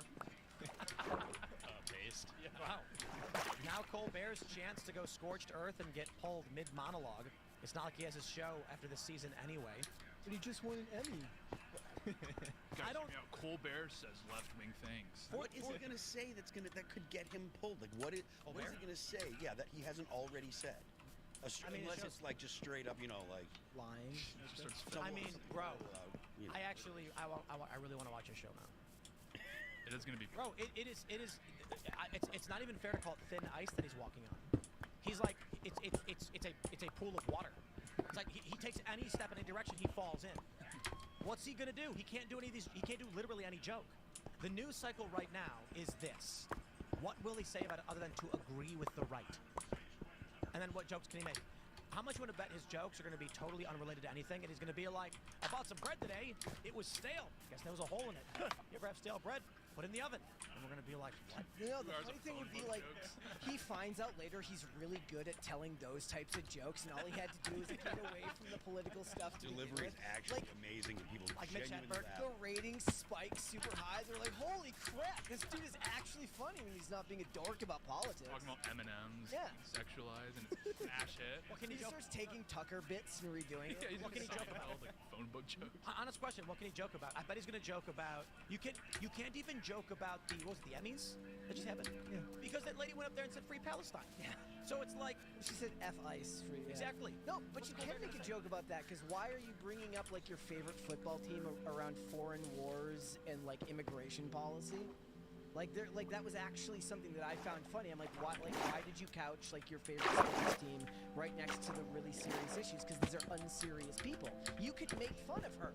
You actually could, but you don't have the balls to do that because you don't actually want to take on that narrative. She was literally like, go birds, by the way, there's like a genocide going on, and then the money that's going to poor children just crashes through the floor to the right. Did you see that part, that they had a charity clock on there? Like if they kept their speeches under 45 seconds, they gave more money to the Boys and Girls Club, but they ended up losing money because none of the celebrities could shut the hell up. Like eventually, like CBS or whoever it is that hosts is like, okay, we'll front the money. Nobody would shut up. Who watches those things? Demented, tormented, and search volume was good on Google. So I guess nobody watched it and then just Googled it this morning. They watched the clips. They watched like X is probably where the most views get seen because people watch the stuff clipped out of context. This is crazy because Seth Meyers is in trouble. Oh yeah. Right, he's still there. Colbert's show's already canceled, but look, he's losing. Was he losing $40 million a year? Probably. They're like, we're not going to renew your contract. Give them a morality clause exemption to be able to terminate right now. I bet they will. Nobody watches his show. To be fair, Colbert and Kimmel get about 2 million in their ratings, and you might be saying, Tim, that's so many people. In the keyed demo, it's like 200,000. And yeah, and the 18 to 49 demo matters less and less these days because there's no 18 to 49 people watching terrestrial television. Well, the demo matters. It's just when you do your ratings, you're going to count all of your views across the board, including TV or otherwise. But the show doesn't even pull that much on YouTube or other social media. No, the Kimmel actually does pretty crazy numbers on YouTube, like in the billions of views and stuff like that. That's where they're getting. His channel has billions. Yes. But what are his videos getting? 100K? Well, it's like when they brought back with Jon Stewart, right? He came back because the social media engagement was really good. It's because YouTube puts him on the front page for default. They go, yeah, they automatically default. This is massive. I'm pretty sure YouTube trending is gone. Because I go to YouTube Trends and it just is gone. It doesn't load anything anymore. Maybe that's just my account, but I'm pretty sure I tried on a private browser. With Jimmy Kimmel no longer having his show, he's not going to produce YouTube content. He's not. How's he going to afford to? There's no way you make enough money on YouTube for that. So that's gone. What's YouTube going to put on the front page? Like what channels will it just be? CNN, regular news channels. Airport. I don't think even CNN is going to be beast. I will say when the press conference happened with Cash, I did a live stream. I think it was yesterday or the day before, and I had 40,000 viewers watching. I was the biggest stream covering the press conference, and YouTube was not featuring it. And I'm just like, sure thing, I guess. They put up a bunch of channels that were getting substantially less because YouTube playing stupid games. They desperately want to stop independent news channels from getting a voice. Is it the left's patronage networks have shifted from cable to the tech platforms, particularly YouTube? Because it used to be like the deal for Colbert pushing propaganda constantly to his.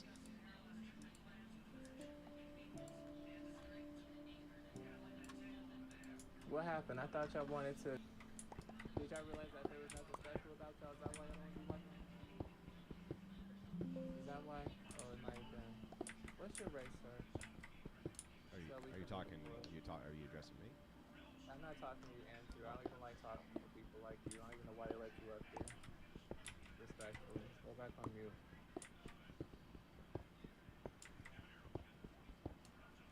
Go back on mute. Shut the fuck up, retard. Your mother did. She should have sat there and took her retarded ass to the clinic. But she didn't. Do you have a dad? She should have sat there and took her retarded ass to the clinic. Get your ass fucking down, guy is immediately gonna fucking cause you in a second. You can think that I'm a turtle or shoe or whatever. I do not give a fuck. Stop it with the anti-trans bullshit. Like, no one cares. Only you weirdos do. Anyways. That whole thing, not making any sense. There's so much inconsistencies. Like, for instance, if you read the indictment, there's a timeline for everything except the text messages. Why isn't there a timeline in the text messages? Oh, these people suck. Like, but my panel will respond. Go ahead, Hung. Pay your last respect. I just have a statement to say. Sure. I think it's funny how the guy that killed him, right? Guys, you can't use TikTok. Yeah, that Kate him or whatever. I did it for his roommate or whatever, which we all know is a member of the teen community. It's crazy to see the text messages of her being like, or him, her, whatever the hell, just being like, no way, did you do it? Like, it's crazy how somebody who had no. Okay, welcome in the room, Andrew. Would you like to pay your last respects to Charlie? Yeah, well, I actually had a question for you guys. I was just going to see if it's the case that anybody here, if I ask you the question, is the world a better place with or without Charlie Kirk in it? How you would respond? You tell us. You tell us. How do you feel about that? Well, I think it's a worse place, but that's why I'm asking the question. So you think it's a worse place with him gone? Yeah. Okay, you guys can respond to him.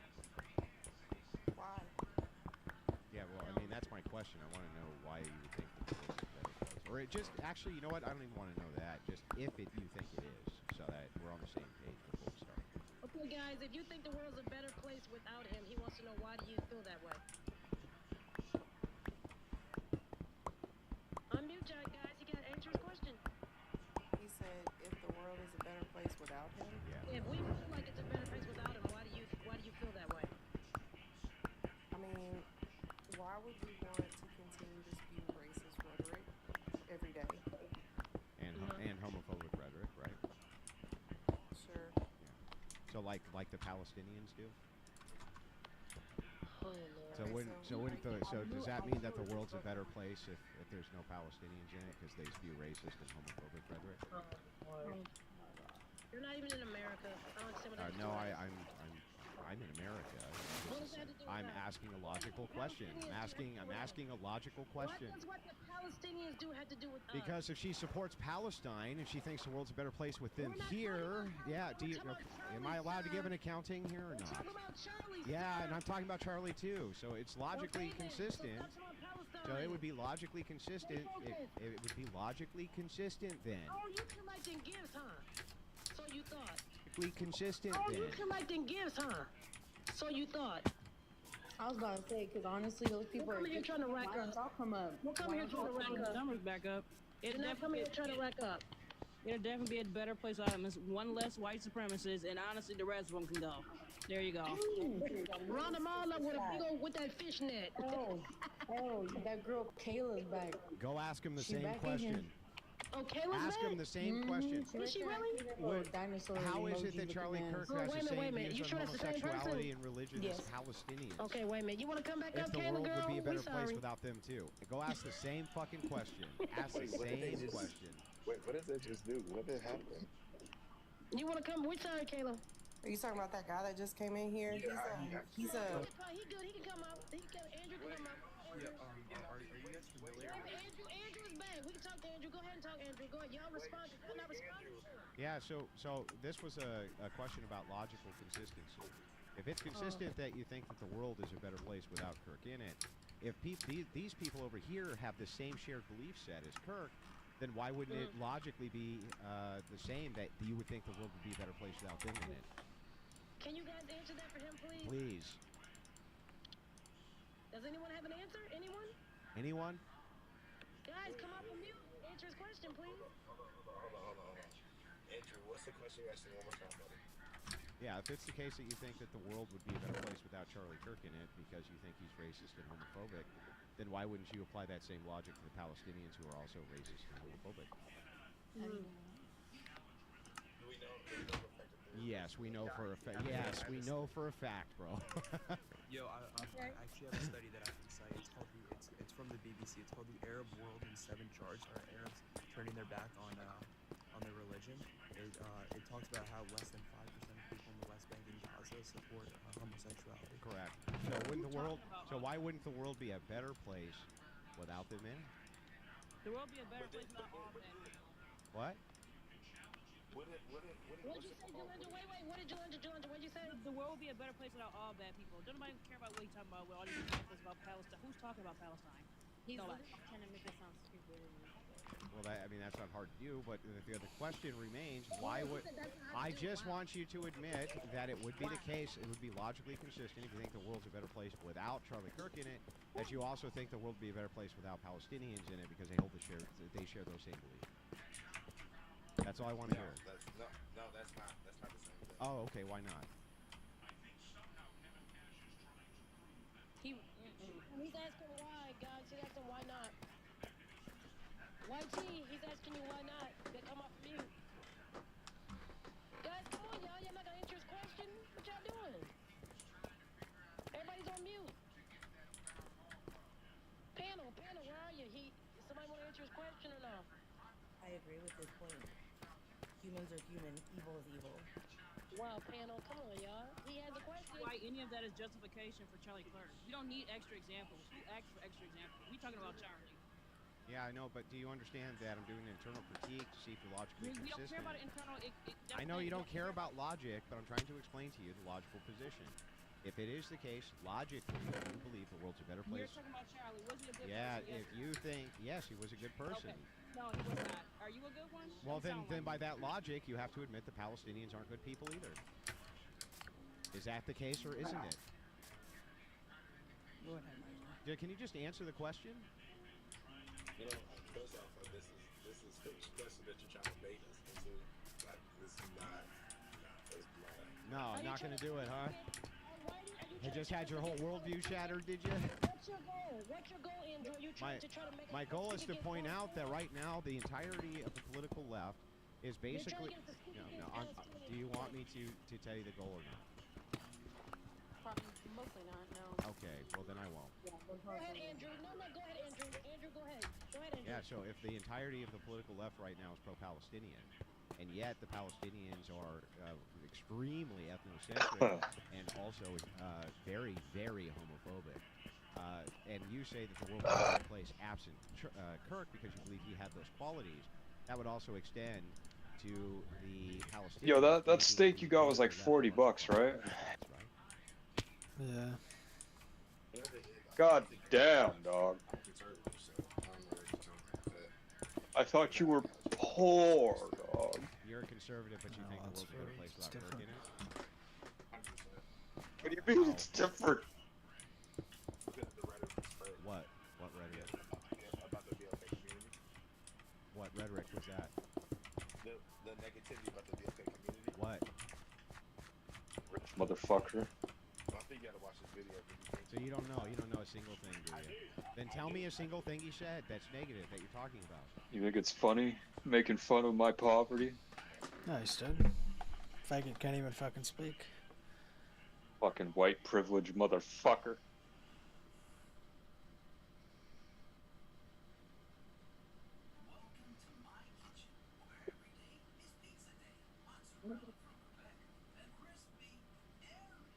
Fucking faggots living on recruit mode.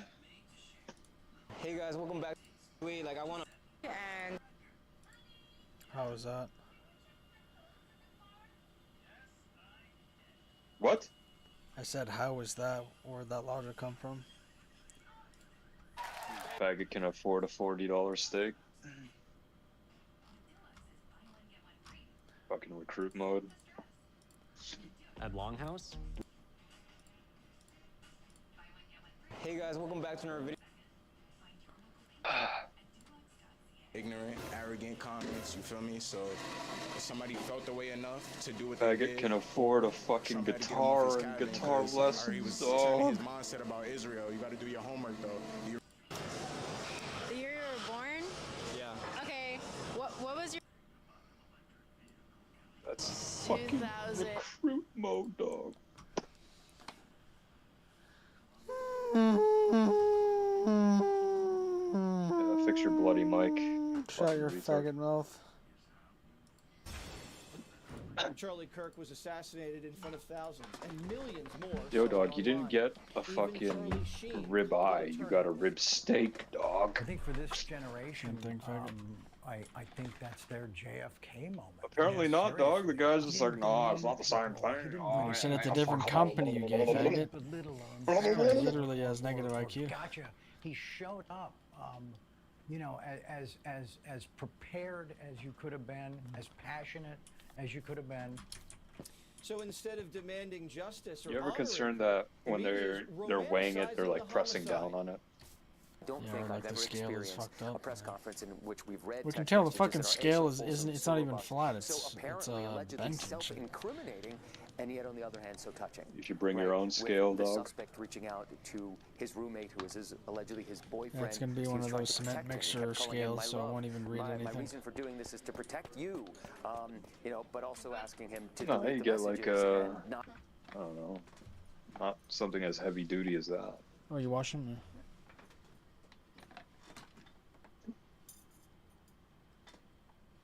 That fucking shirt's gonna fall apart soon. What, the one I'm wearing? No, the one I washed.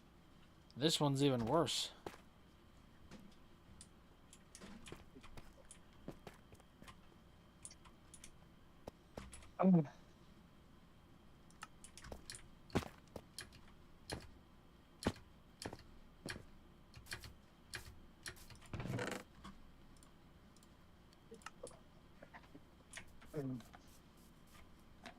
Not speak to law enforcement. So there's this heartbreaking duality that we're seeing very tragically playing out here. It was a murder, not a tragic love story. That ABC reporter was forced to apologize. Kamala Harris's ex-boyfriend, Montel Williams, feels very passionate about the assassination. He thinks it's a poetic tale about two star-crossed lovers. Love-torn child, a kid. This is probably probably his first real relationship, and somebody was disparaging the person that he loved. He sat on that building for 30 minutes before he took the shot. Why did he wait until the first word trans came up? Then he took the shot. I think this was a emotionally stunted person who literally, well, I say it this way, just hear me, tried to defend his significant other, not You can trying still to hear me, defend some right? ideology. Yeah. He killed Charlie Kirk out of true love to show his trans boyfriend he had a big heart. Can you believe this? They're basically saying, you can love so hard, you might have to kill. Then suddenly Obama comes out of nowhere and points his finger at Trump. When I hear not just our current president, but his aides, who have a history of calling political opponents vermin, enemies, who need to be targeted, that speaks to Yo, a you want broader some problem chicken Vienna sausages, dog? Trump, Charlie, and Scalise have all been shot. And Obama and Kimmel are pointing fingers at us.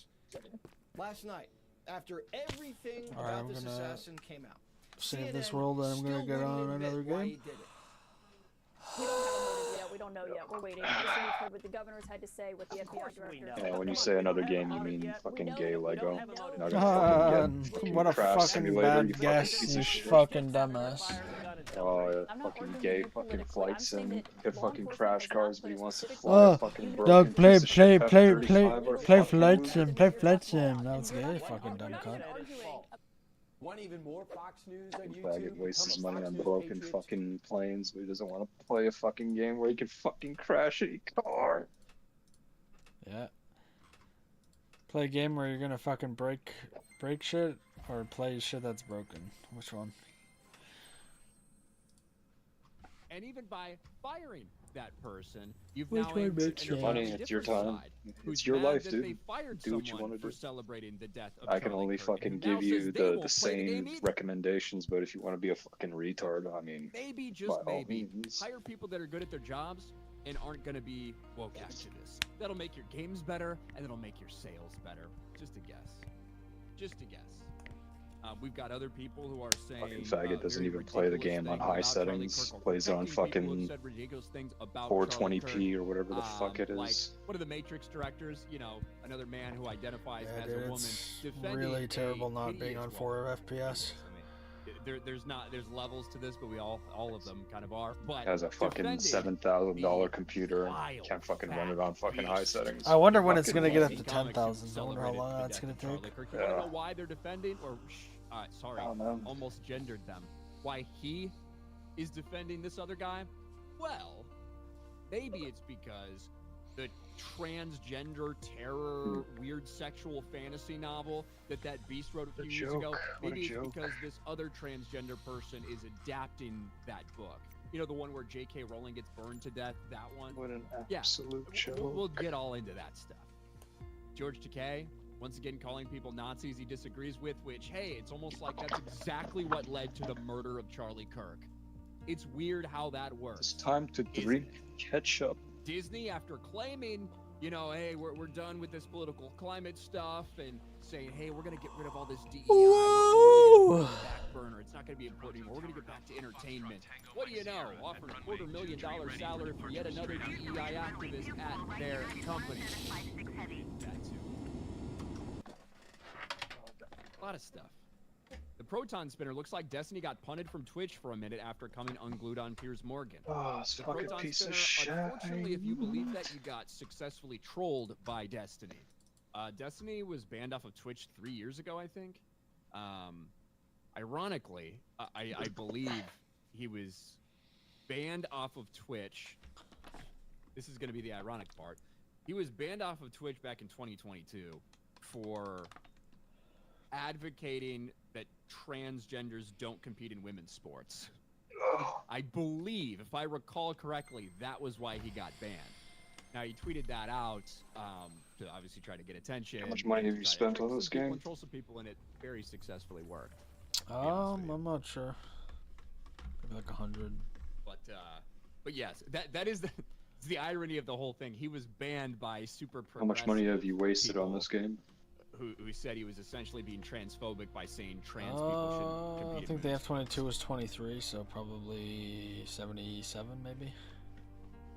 And, ironic. And the well, F-23 I think is good too. I do think there's a lot of irony. I think there's a ton of irony in the idea so, that of the $100 you spent, you're saying you wasted 73? Rightfully so for a lot of the no, shit right now. no, there are a few good not only things. the Trump assassination, The only one that's actually a waste was the F-35. And how much was that? Well-deserved. I can't remember. The irony is, and I can't go to the store and check because they don't allow that. He actually got banned. They don't allow that, dude. No, they don't allow you to see how much it's worth after you buy it. So yes, it is quite ironic. Why the fuck not? No idea. It just says installed where the price was. I would say. Oh, jeez. But let's say hi to the good people in the chat. It has been a rough week. Jeez Louise. Last week for this stream, I was live talking about Charlie Kirk's murder. Charlie Kirk assassinated several people, and the insanity of it all, and them looking for the person. It was one of the more different streams I've ever done, obviously, because I was just mainly focused on that topic, talking about my feelings about it and how angry I was and all that shit. Normally we have a little bit more fun on the stream. There's no fun to be had that night. Normally we come in here, we joke around. I read the chats, I cover a couple stories, some different stuff, flip things out. The day that Charlie Kirk was murdered was certainly different than that. And of course we've learned so many things since then. Despite the left's insistence that, oh, well, you know, his parents are, you know, Republicans. So obviously this kid he was a right-winger. He was MAGA too. Okay, so you're telling me the left calls Charlie Kirk a Nazi and hateful and a bigot and a racist and a homophobe and a transphobe and all this stuff for years and years and years. The left celebrates when he's murdered. They're gleeful. They're happy about it. They're cheering it on. You want to be like, well, obviously the person that killed them, they must be a right-winger. They must be MAGA. Of course they're protected. Like, of course they're trying to spin it. He was 100% MAGA. You're telling me the dude who is described as having left-wing political ideology, fomenting left-wing political ideology over the last couple of years by friends, family members, co-workers, all of the above. The dude who admits to several of these things, admits that Charlie Kirk was hateful and he had to take him out because you can't argue with hate. The dude who is living with and fucking another man who is a furry, who is in the middle of transitioning to pretend to be a woman. That just reads MAGA all over. The dude who wrote fascist, called Charlie Kirk a fascist. That guy, he's just right-winger. That just screams right-wing, doesn't it? It is fucking vile that the media runs with this stuff. It is vile that Jimmy Kimmel, that stupid bitch-ass cuck, that he goes up there and says that shit on his show. It is vile for every headline that reads that it seems like it wasn't ideologically motivated. He may have been a conservative. Every person that runs that, every person in the media that runs that, you are a vile, despicable, evil, demonic piece of shit. You just are. But you know why they do it? They do it because it works. Go look at your Facebook feed, right? I think that's like a very interesting way. I never use Facebook, but I go there once in a while to check and see what people are saying. People that I've known for a long time. People that I made Facebook friends with in high school, right? Stuff like that. Don't talk to these people anymore, well, for the most part, but a lot of them I don't. I like to go there and scroll and see how that side of the world, not the side of the world like us, it's constantly on the internet, stuff like that, how like they are looking at things. And you realize why the media tells these lies. Because people slurp it up. They slurp it up like this assassin slurps up the cum of his fucking transgender furry boyfriend. Right? They fucking slurp it up. And then they just regurgitate it. That's what they do. So that is why the media continues to lie, because it works. People are tricked by this shit. It's disgusting.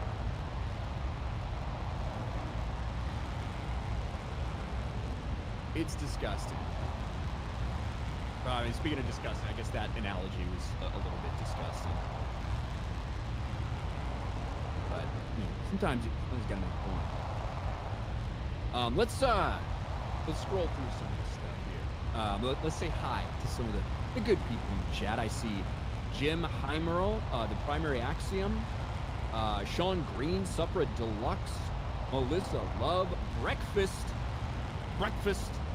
Suns and Shadows, Fourth Drawer Down, Kitty Brown Eye, that's Breakfast again, 05 Officer 08, Mike Scorpio, John Dalt, Rutabaga, Godzilla, just straight up Godzilla in the chat, Melissa Love,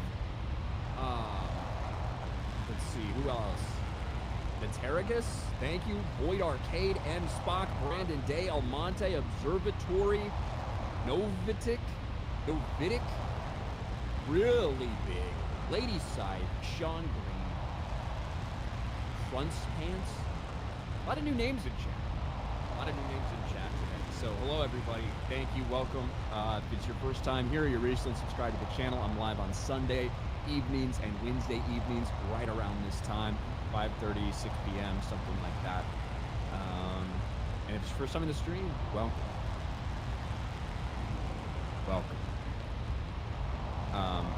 Go ahead, Scorpio, you're not a new name. You've been here for a long time. Pamela Stewart, Ryan K., what are your thoughts on Pam Bondi saying the DOJ will come after people for hate speech? I hate that. I think it's ridiculous. I think it's absolutely insane. There is nobody that should have any type of punishment from the United States government for saying, I'm happy that this person is dead. That shit is protected from any... You there? Yeah. Apparently, Tyler Robinson's father rejected $1 million to support his son, and he gave it to Charlie Kirk's family fund. W on him, dude. Yeah.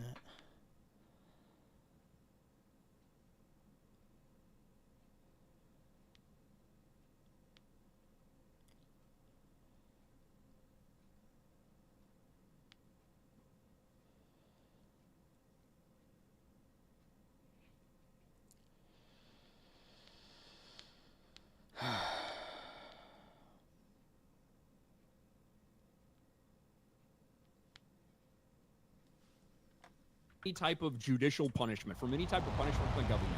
It just is. You might not like it, you might think it's gross, but they should not be doing anything about that. In terms of fucking business and stuff like that, oh, we've seen that. We've seen these people free to fire all these people. So I'm not talking about that. I'm talking about the fucking United States government coming after people for that. That opens such a big, huge door. And you might, and here's the thing, you might be okay with it until the next thing. You might be okay with it until the next administration. Like, do not. Like, nobody should be rooting for that. I think it's a fucking stupid thing for them to say and do. Now, there is a difference between people who are like happy about it and saying I'm glad and whatever, like all that horrific shit. That's evil. That is evil, right? There's a difference between that and people that are actually doing like specific calls and incitements to violence, right? Then you get to a point where that is actually potentially actionable. But if you're just talking about people that are like, fuck this guy, I'm glad he's dead. No. Not at all. Hate speech is a bullshit term. Hate speech is a bullshit term that we should stop fucking using. Because it is all dependent on where you feel that is at. What line do you think that is at? And it's different for everybody. Hate speech is not a fucking thing. There's speech that you don't like. There's speech that you might find repugnant. But the whole hate speech thing is bullshit.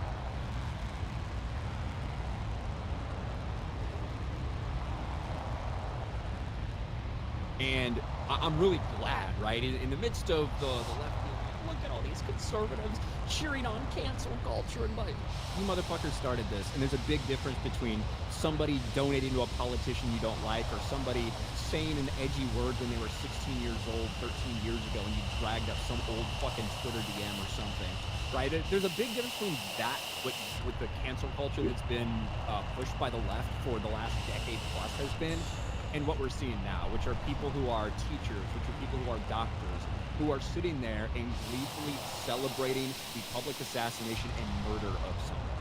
There's a big difference between those things, and if you don't understand that, you're a fucking retard too. But I'm very glad that Pam Bondi got wrecked by everybody, right? Almost everything I've seen about what Pam Bondi said, from the left and the right, everybody's slamming her, and rightly so. It's a stupid fucking thing to say. Keep your damn mouth shut.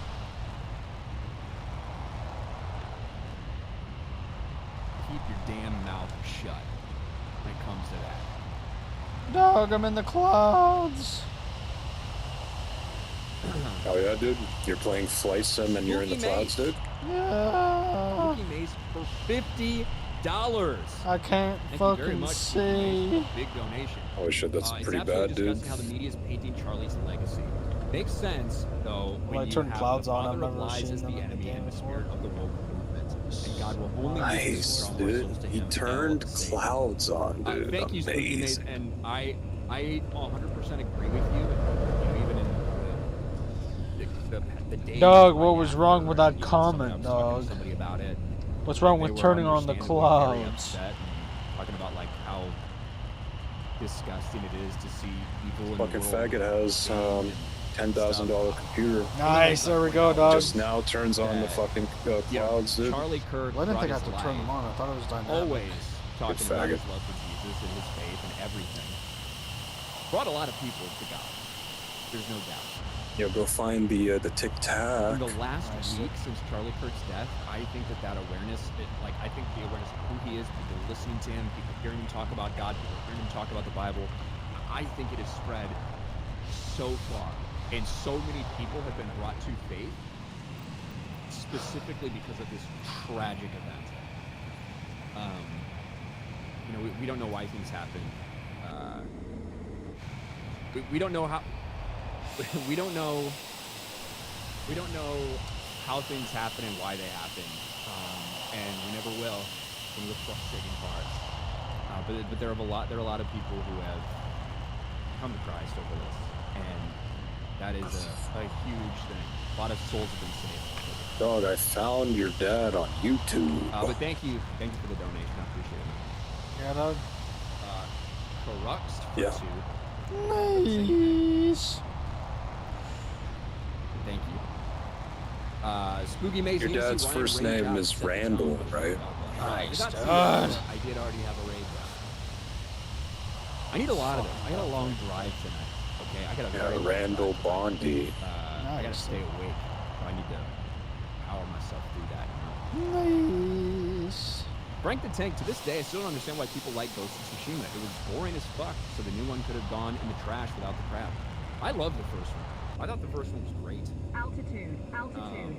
I thought the first one was solid. I thought the combat was really smooth and good. Dog, It was I need basically what- Rain-X. It was the Assassin's Creed that we should have had a long time ago. What now? Drain-X? Rain-X, you fucking piece of shite. I thought it was great, Fix and I your liked goddamn the story. mic, I don't then. think the story was the strongest part. You But fix I your liked the fucking story faggot overall. And, ears. Jin Sakai and what all the stuff that he did to ultimately get that back. Lightning Sketch Productions. I plan to make a fan edit to 7 years. You're gonna hit the ground, dog. To de-woke each with cuts for personal viewing. Wow, that seems like a big project, Lightning Sketch Productions. Just get a job at Disney. Do it before they release them. That might work. Novatic for 2. Novatic? Shout out to all the dumbass devs who showed who they really are. Never gonna spend a dime. Did Jimmy Kimmel just get fired? Yeah. Didn't I tell you that earlier? Thank you. Oh, I literally Appreciate forgot. Oh. $20. Spanky Jones. For the party that hates guns, they sure do use them an awful lot. Yeah, it's weird, right? Weird how that works. Frank the Tank with I 5. can't remember what it was, but apparently Cinco gifted memberships. the company that he works for wanted him to say something. Cole Hauser, hey Ryan, my bro, I texted you for support. I texted you for support last week. I felt your pain, brother. And he said no. I appreciate it, man. I think I did see it. I had so much stuff going on at family, so I'm consuming everything. But I appreciate it. You're awesome, bro. Appreciate it, man. Gonzo Sean, you can't hate the media enough. You really can. You really can.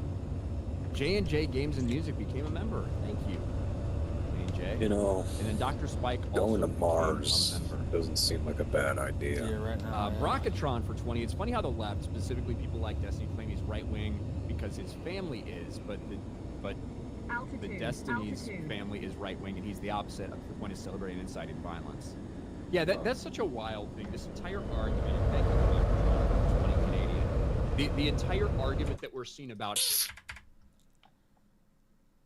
the opposite up to the point of celebrating inciting violence. Yeah, that's such a wild thing. This entire argument, and thank you, Brockatron, for the 20 Canadian.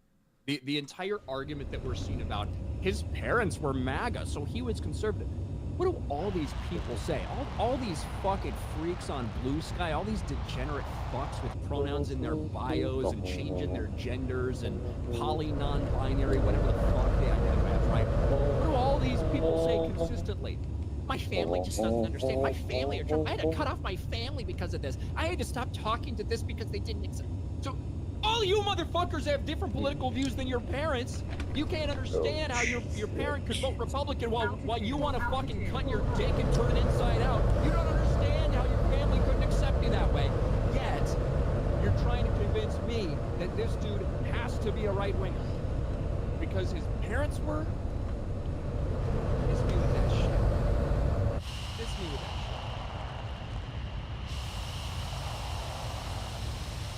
Bearded Scout, keep doing what you're doing, be safe on your trip. I am gonna be safe on my trip.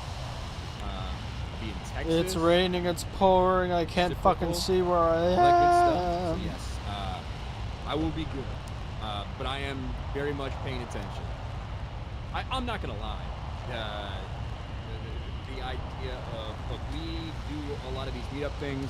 We meet a lot of people, blah, blah, blah, all this stuff. We talk about where we're gonna be. We have that stuff in mind. We have security stuff in mind for those events. But yeah, I can't pretend like the idea that I'm leaving for a trip 8 days after we saw something like that doesn't make you more aware, conscious of it. So I will be very much so. Anima Chains. Lately I must remind myself that vengeance belongs to God, not us. Glad to watch your streams, brother. Very true. And like ultimately a lot of people that are celebrating this, you know, it's not gonna be great for them when this life is over. It's not gonna be great for them. But I'm gonna do my part. I'm gonna do my part to make it not good for them while they're here as well. Greedy Graffiti, what up, Ryan? I'm eating healthy tonight. Remove the center bun from my Big Mac. That sounds good. Sounds good, Greedy Graffiti. J&J Games and Music for $50 says Kirk has become a modern-day martyr for the faith and a patriot for the country. Thank you, Ryan, for so many supportive posts these past few days. Well, thank you very much, J&J Games and Music. And yes, I did see the Obi-Wan theme used a lot over the past week to describe Charlie striking down a lot. There's just a lot of truth to it. There just is. The explosion in Turning Point donations and Turning Point chapters that people want to start. The explosion of people becoming aware of who Charlie is beyond just knowing he's just the right-wing guy who debates college kids, right? The explosion of people watching his videos and finding out that he is not the person that the left is trying to make him out to be, the converting of people to faith, the converting of people to this side of the aisle. It is, well, it just has. It just has. Schwiz for 5, bring back insane asylums. Bro, I don't know if there's enough land. I don't know if there's enough land to do that. Whoa! Dog, my engine's turned off. Jack up to graph for 2. Appreciate you and the fellowship. Thank you. Thank you, Zach. We appreciate you guys. Like, honestly, like, for me, going live on Wednesday, it's one thing when you're saying a lot of stuff to yourself, when you're texting somebody or whatever, when you're able to verbalize that shit, when you're able to put it out there, when you're just able to have this stream of consciousness that you put out, and you realize what you're feeling as well, and so it's been good to talk about this stuff. Holy shizer beer.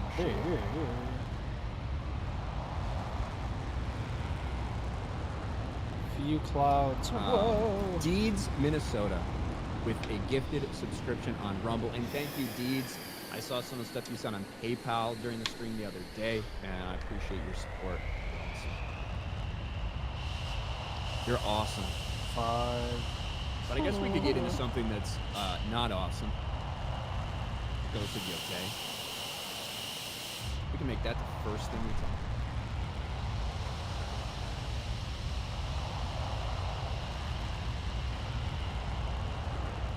We can make that the first thing we talk about.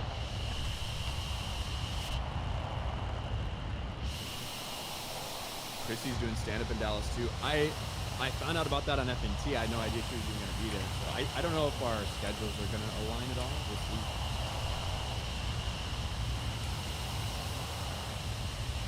Actually, I need the whole screen. I just need a window for this one. I'll have to share the whole screen and get all these stupid fucking things on the bottom when I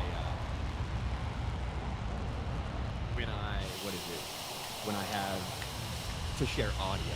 I don't think we need to share any audio for this clip. I think we'll be good.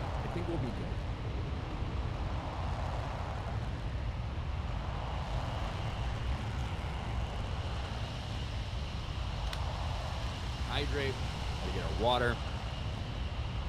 So that we can talk. So that we can talk about Sucker Punch, and so we can talk about Ghost of Yote, so we can talk about all of this stuff.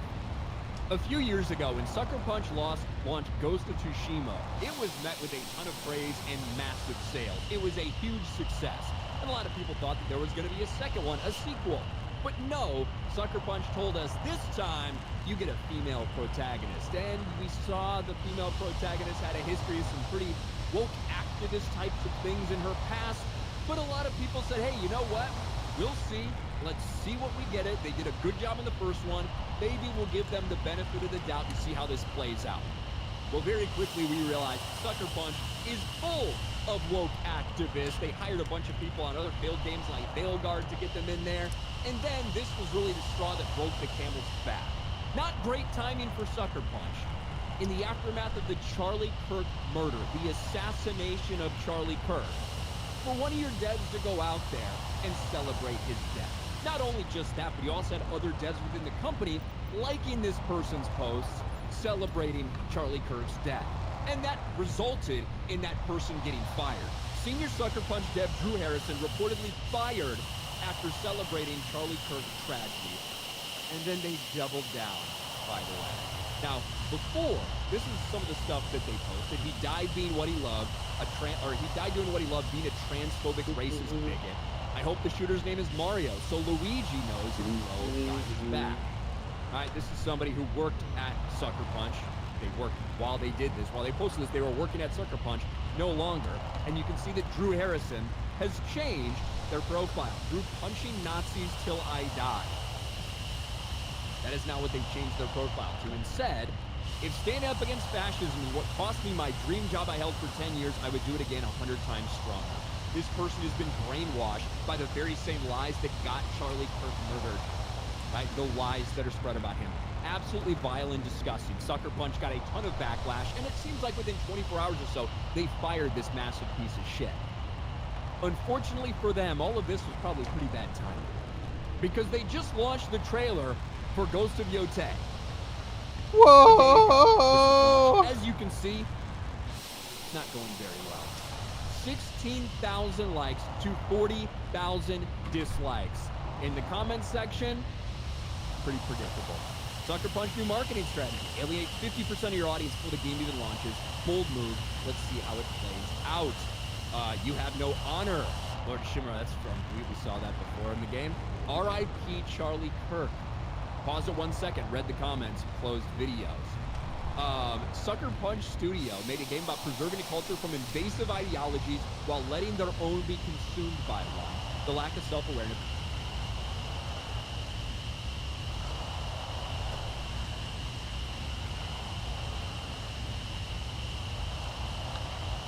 Ah, guess what? What? I don't know, dog. Just bored. Nice. Where the hell is this? What? Nice, dude. Where the fuck are you flying? Where? I don't know. I'm probably Holy fuck, this off the guy's shore a of fucking Burlington. retard, man. It sounded like you Fucking said, "What is this?" Not goddamn where. retard. This guy doesn't know how to speak.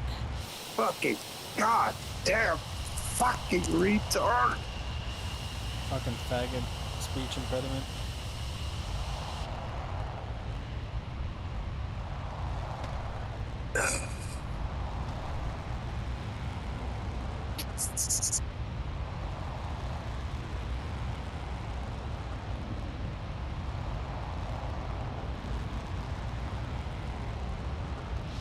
Where was that battleship he found?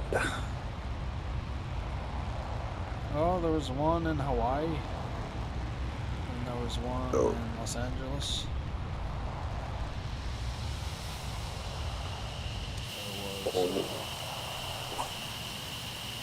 There's one in... Oh, fuck. I can't remember where the other ones are.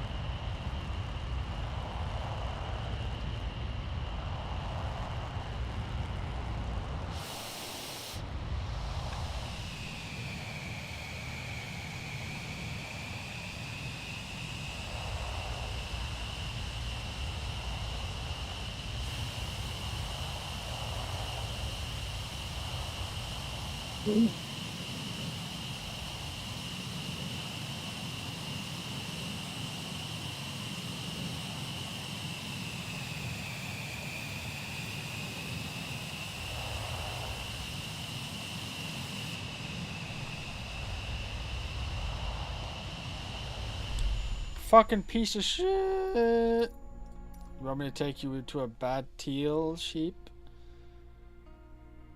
Yeah, sure. A bad tool shit. See, look at how good the game looks there, and then it turns to absolute shit. You fucking play it. Yeah, this because fucking faggot doesn't want to game- fucking play on the proper settings. It fucking The game piece of can shit. run water better than buildings. you. Fuck you. You heard Fucking what I faggot said? doesn't know You how- heard what I does- said? Yeah, yeah, Fuck a faggot doesn't understand how things work. Fucking retard. Damn, dog. It's fucking Long Beach.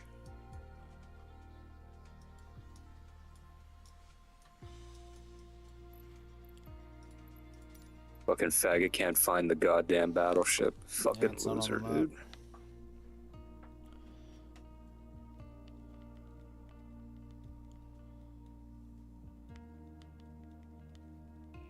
Oh, look at that fucking castle. Look at that fucking... Look at those trees, man. It looks better. Los Angeles Tower Alpha Foxtrot Tango. Mike Sierra ready at runway 25 right, straight out departure. Jesus Christ. Cleared for takeoff runway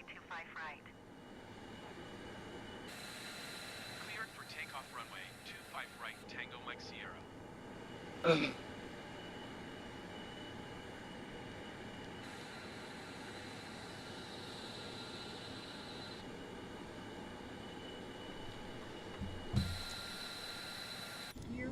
This is breathtaking. The comments do not disappoint, gentlemen. Oh, they need to Samurai improve no this honors on jet. Samurai. It's a piece of shit. For the context of the comments, right? Somebody coming in and be like, hey, just so you guys know why this is happening, one of their senior developers celebrated an assassination. That's why Its you might fucking be wing seeing is some of worth this more than your life, dog. Don't right? talk shit. Now, They've How much is it also worth? been heavily moderating this comment section. It should look a lot worse. Yellow Flash specifically had his comment removed from the trailer. Yeah, that I was can garnering get that a shit lot from of Temu for like 50 bucks. Now, if you start scrolling down a Nice, lot, dude. you Yeah, will and then see you'll there get it, it'll are be like a more foot long. RIP Charlie Kirks. You have to scroll for a little while, though, because they are kind of heavily moderating these things.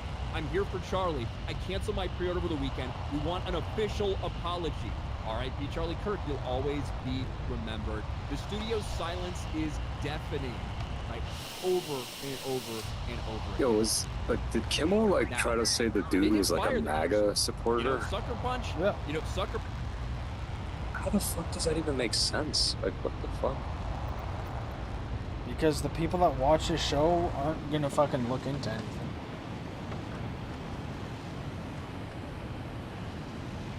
He also played a clip where a reporter asked Trump a question, and he clearly didn't hear him, or thought he said something completely different, or just heard the end of what he said, like the last 2 words, and he had a whole entire segment on that. I'm like, it's a fucking dumbass.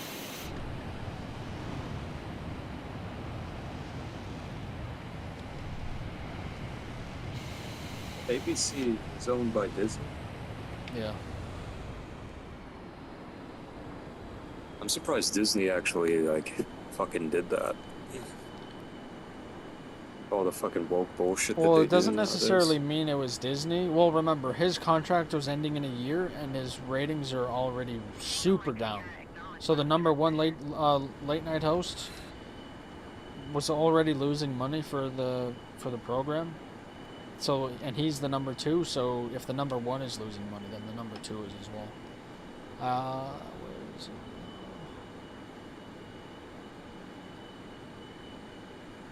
Oh shit, dog. I see a cruise ship, dog. I think that's over here that isn't rendered.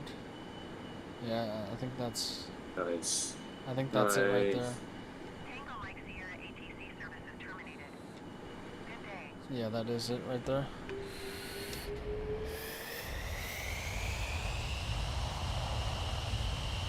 Right there. You can see the guns, but you can see through the ship.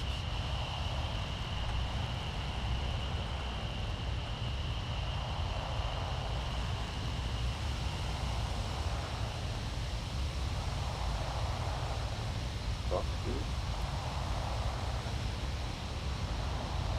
Did it have trees growing on? Yeah, it's because I have it on lower settings. So trees. Nice, dude. So trees grow out Can you of say that again? buildings. Can you say that again, you fucking faggot? Because you have it on what now? Yeah, so the fucking thing can run Fucking properly. piece of Fucking shit. retard.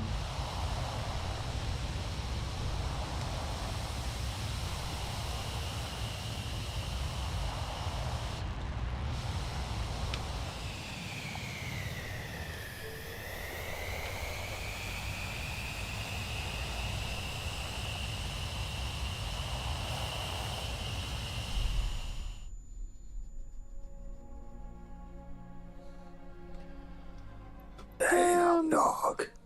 Sucker Punch, you hired a bunch of woke people. This is your fucking problem in the first place. You hired people who care more about their activism than they do about their job. That was mistake number 1. It's the mistake that is the root of so much of the rot that is in these companies across the board, across all of entertainment, comic books, TVs, movies, video games, everywhere. When you hire these people whose activism is more important to them than doing their job or keeping their job, you're going to have problems. Not only problems like this that cause a major controversy, but because of what these people are putting in the games, because they put it in the games too. That is the fucking problem. That's the mistake you made by hiring this woke fucking freak to begin with. But you didn't fire them. You did it silently. You didn't post about it like a lot of other companies did. So maybe that's why some people are still mad. But now you're still getting this backlash because of this person that you hired, even though you subsequently fired them. Another problem Ghost of Tsushima has Same age is as the that F-22. on the other side of the aisle, the people who are over on Blue Sky in their little weirdo freak pronoun and bio echo chamber there on Blue Sky, those people are pissed that they fired the person for celebrating the assassination. Take a look at Blue Sky. I saw Mash the TS tweet this. Time to boycott Ghost of Yotei. This is a trans person on Blue Sky. Time to boycott this game and Sony until they reinstate the artist. Why are you capitulating to the far right? Your game star is someone Charlie Kirk would have wanted to die. Oh, because the star is like some non-binary whatever the fuck. These people, all they do is lie and double down on their lies. Absolutely disgusting behavior to crumple to harassment campaigns so easily. Management at Sucker Punch should be ashamed. Boycott Ghost of Yotei. Fuck Sucker Punch and fuck their CEO and upper echelon for capitulating to fucking fascists. And it's not just a couple.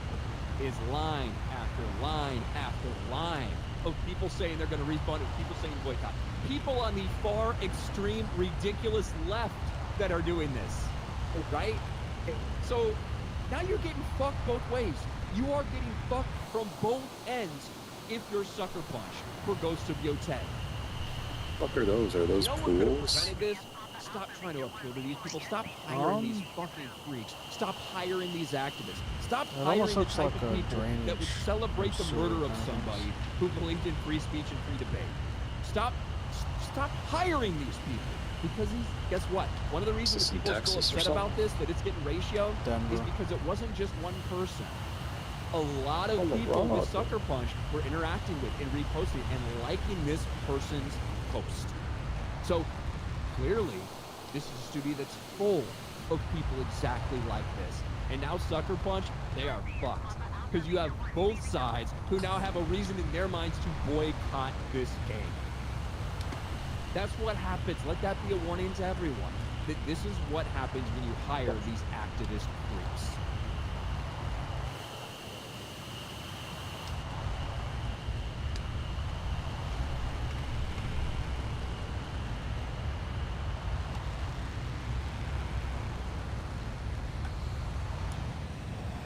Damn, I'm about to hit the ground and it says I'm still 5,500 feet.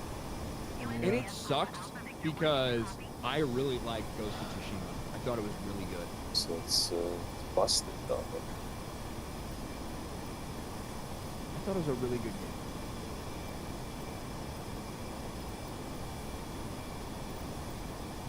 game. Leica Mills' nice video within a live stream. That's how we do it here, Leica Bill. That's how we do it.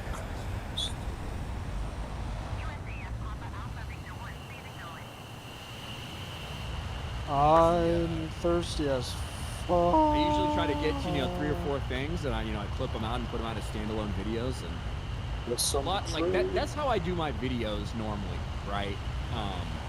When I sit down to record something, when I see a topic, when I see something, I sit down. I don't have any scripts. I have a couple things that I want to talk about, and I go. So I figured, why not just do that when I'm streaming too? You guys get to hear it, clip it out, stuff like that. Whoa!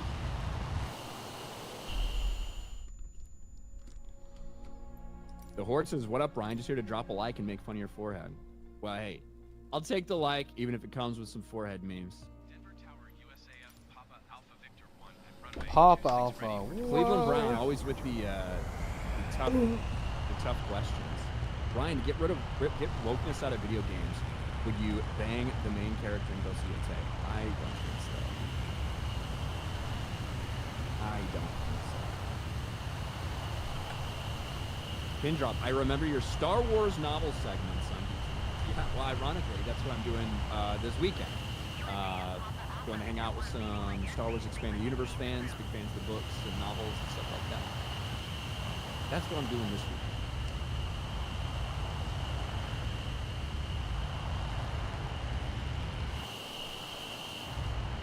Yeah, the gun's supposed to be on this thing. Quick gaming, good gun guns. Oh, you see that white thing? Here, my mouse. Too much of a perfectionist to... I think it's right there. That is the one thing. For any aspiring creators, anybody that,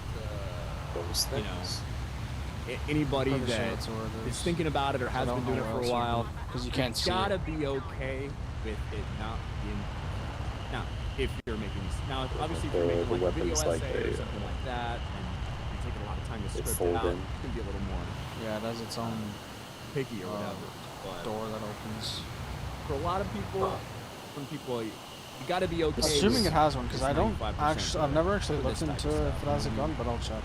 Oh, maybe I had a maybe I stuttered for a second. It'll be alright. People still watch it. At least that's how I feel. Maybe you guys hate that. Oh, so it didn't have Maybe a you gun. guys are like, this fucking idiot. Did not have a gun. It's all interesting. This so fucking idiot. Maybe because it's a prototype. Sounds so stupid. I don't know. And who knows? Maybe that's a reason why. One of the reasons why they have F-22 one. I'm pretty sure it had one. Bolivia. As the prototype. Filthy casual. I've been okay with my channel sucking balls for like 4 years. As long as just wallow it. Stephen Strange for $1 on Rumble says George shit talk guy. We can talk about George Takei. I got something pulled up from him. Jimmy Kimmel getting dropped from Nextstar's ABC station, really?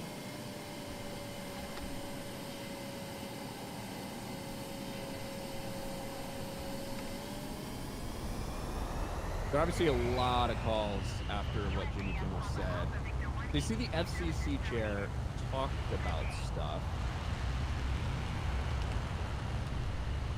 Nextstar says it will drop Jimmy Kimmel's show. Wow. All right. Let's see. Skip. I'm trying to read this deadline. It will drop. So, Nextstar says it will drop Jimmy Kimmel's show from its ABC stations for the foreseeable future following Charlie Kirk's comments. Nextstar's own and partner television stations affiliated with ABC Television Network. How many are there?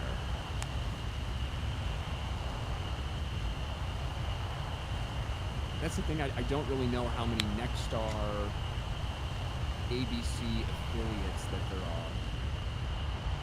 Yeah, that came out earlier today. I don't know. I don't know what that means. I don't know if that means like a couple dozen channels or like hundreds of channels. I'm not sure. Doesn't say anything about the percentage. I see Barrett Darks in here, starting trouble.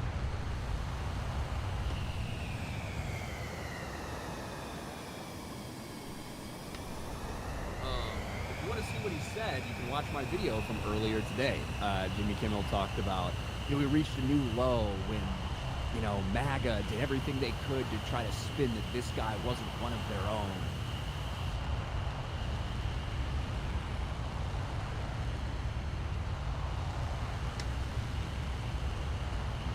The FCC need to do their job, hand Bonnie to fuck off. Yeah.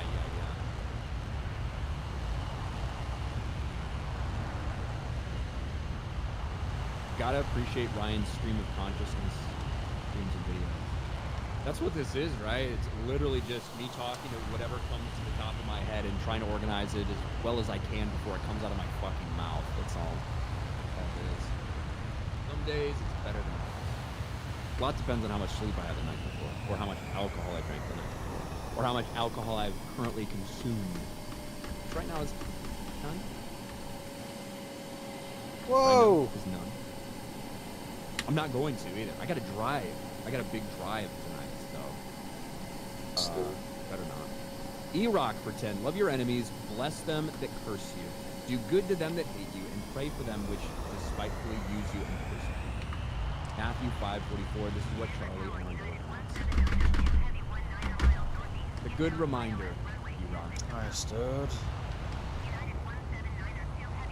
a good reminder. But even when you decide to pray for something, you can still get backlash somehow.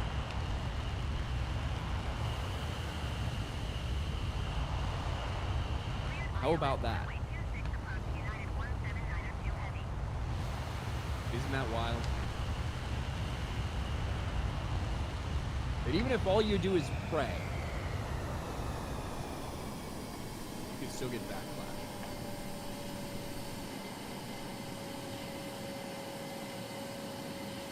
Yeah, like when Chris Pratt posted, like I guess posted to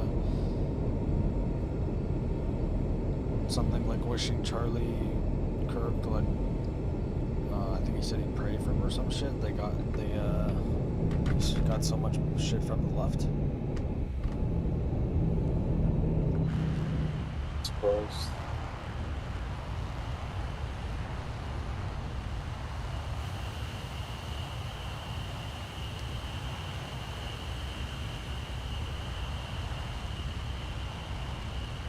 I might have some Taco Bell. Okay, so Nexstar has 32 ABC stations, so that is not that many.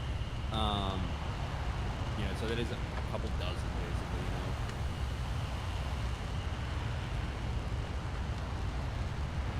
It's interesting, though. That is certainly a move, and a lot of people are not happy with it. So, a lot of people are not happy. But speaking of prayer and getting backlash for prayer, I guess we can talk about Chris Pratt for a second. In the aftermath of the horrific assassination of Charlie Kirk, the evil that we witnessed play out in front of our very eyes, in front of thousands of college students and everybody that was watching on social media, it was a horrific day. There is no doubt about it. And a lot of people have been slammed for their disgusting reactions to it. Chris Pratt, not one of those people that had a disgusting reaction to it. Chris Pratt had the reaction that all normal people should have. Yet, nevertheless, he got attacked for it. Chris Pratt's post regarding Charlie Kirk is receiving heated backlash. So what could he have said? What possibly could Chris Pratt have said? Well, we talked about it just the other day. This is what Chris Pratt posted. Praying for Charlie Kirk right now. For his wife and young children. For our country. We need God's grace. God help us. I don't know how anyone could see anything wrong with what Chris Pratt posted. But of course, you had thousands and thousands of people that were calling for his jobs, calling him a racist, calling him a fascist, calling him a Nazi, calling him a bigot. All of these things. I fucking lost the for engines, saying dog. that he's praying for Charlie Kirk and that we need God. And we absolutely do if the reaction to this is we do absolutely need God. But Chris Pratt, in response, Every time They just shut off? Yeah, I ran out of fuel. Every time I run out of fuel, it's always that close to the ground, man. Every time. Alright, I'll be back.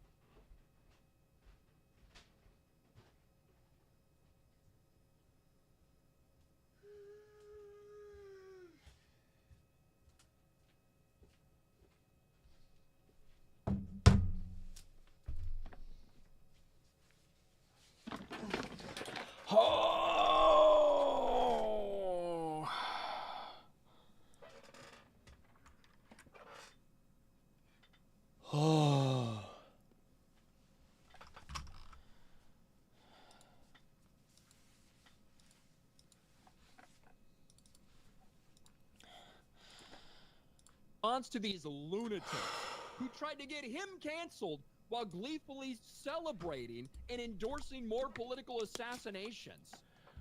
Chris Pratt did have a response, and it was once again to pray. This is Chris Pratt. This is what he posted a few days ago after that backlash had ensued. And let's listen to this message from Chris Pratt. Hey guys, just stop real quick and pray with me. Lord, you say, be still and know that I am God. Psalm 46:10. Be still and know that I am God. In this moment, please, Lord, calm my restless mind. Quiet my anxious heart.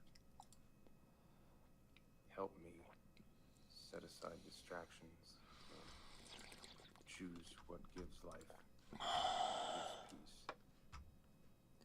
Isaiah 26:3, you keep in perfect peace those whose minds are stayed on you.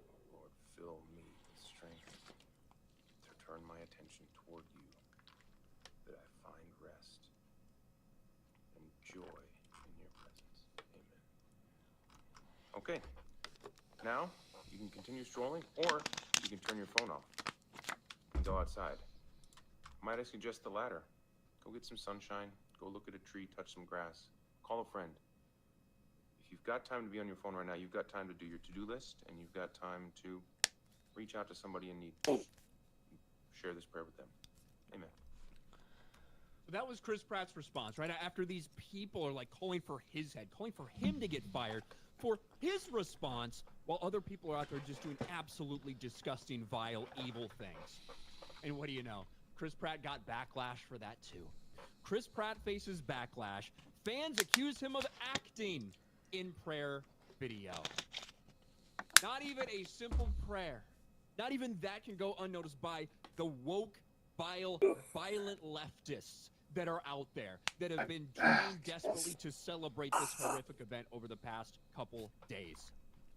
Truly disgusting, but Chris Pratt continues to be one of the only very high-profile people in Hollywood that I do think it's okay to actually look up to, who continues to try to not put out like divisive stuff and tries to put out things like this.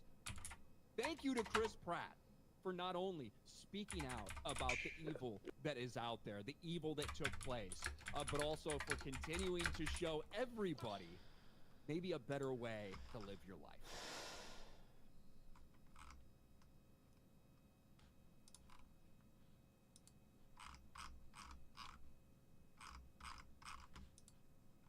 So, hail Chris Pratt.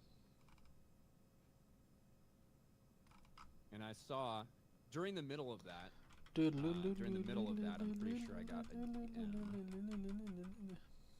Where's this?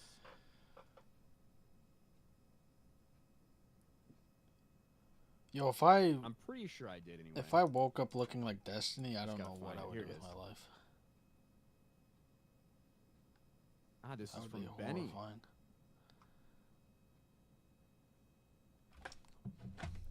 All right. Well, I was not planning on talking about this, obviously, but you know how we roll around here. We can roll with the punches. We can figure this out. We can make something out of this. Let me pull up this article that we talked about earlier from Breitbart that actually has Jimmy Kimmel and what he says. Actually, it might have been that Park incredibly Place. gruesome. Life Might have is been that not Park fair. Place that I used. I'm sorry. For that That's one. Bear with me. What happens when we got some breaking news and we want to turn it into a little clip? And scroll down. I think I bookmarked that tweet, so I just need to get that up. And then we will have a story to put together, and we'll show it to you guys. You guys are actively watching how I make a video, basically. Pretty much what this is. Carrie Kristen Allison. All right, we've got that. We've got that. We've got that. All right. I think we're good. Jay in the chat. What's up, Jay?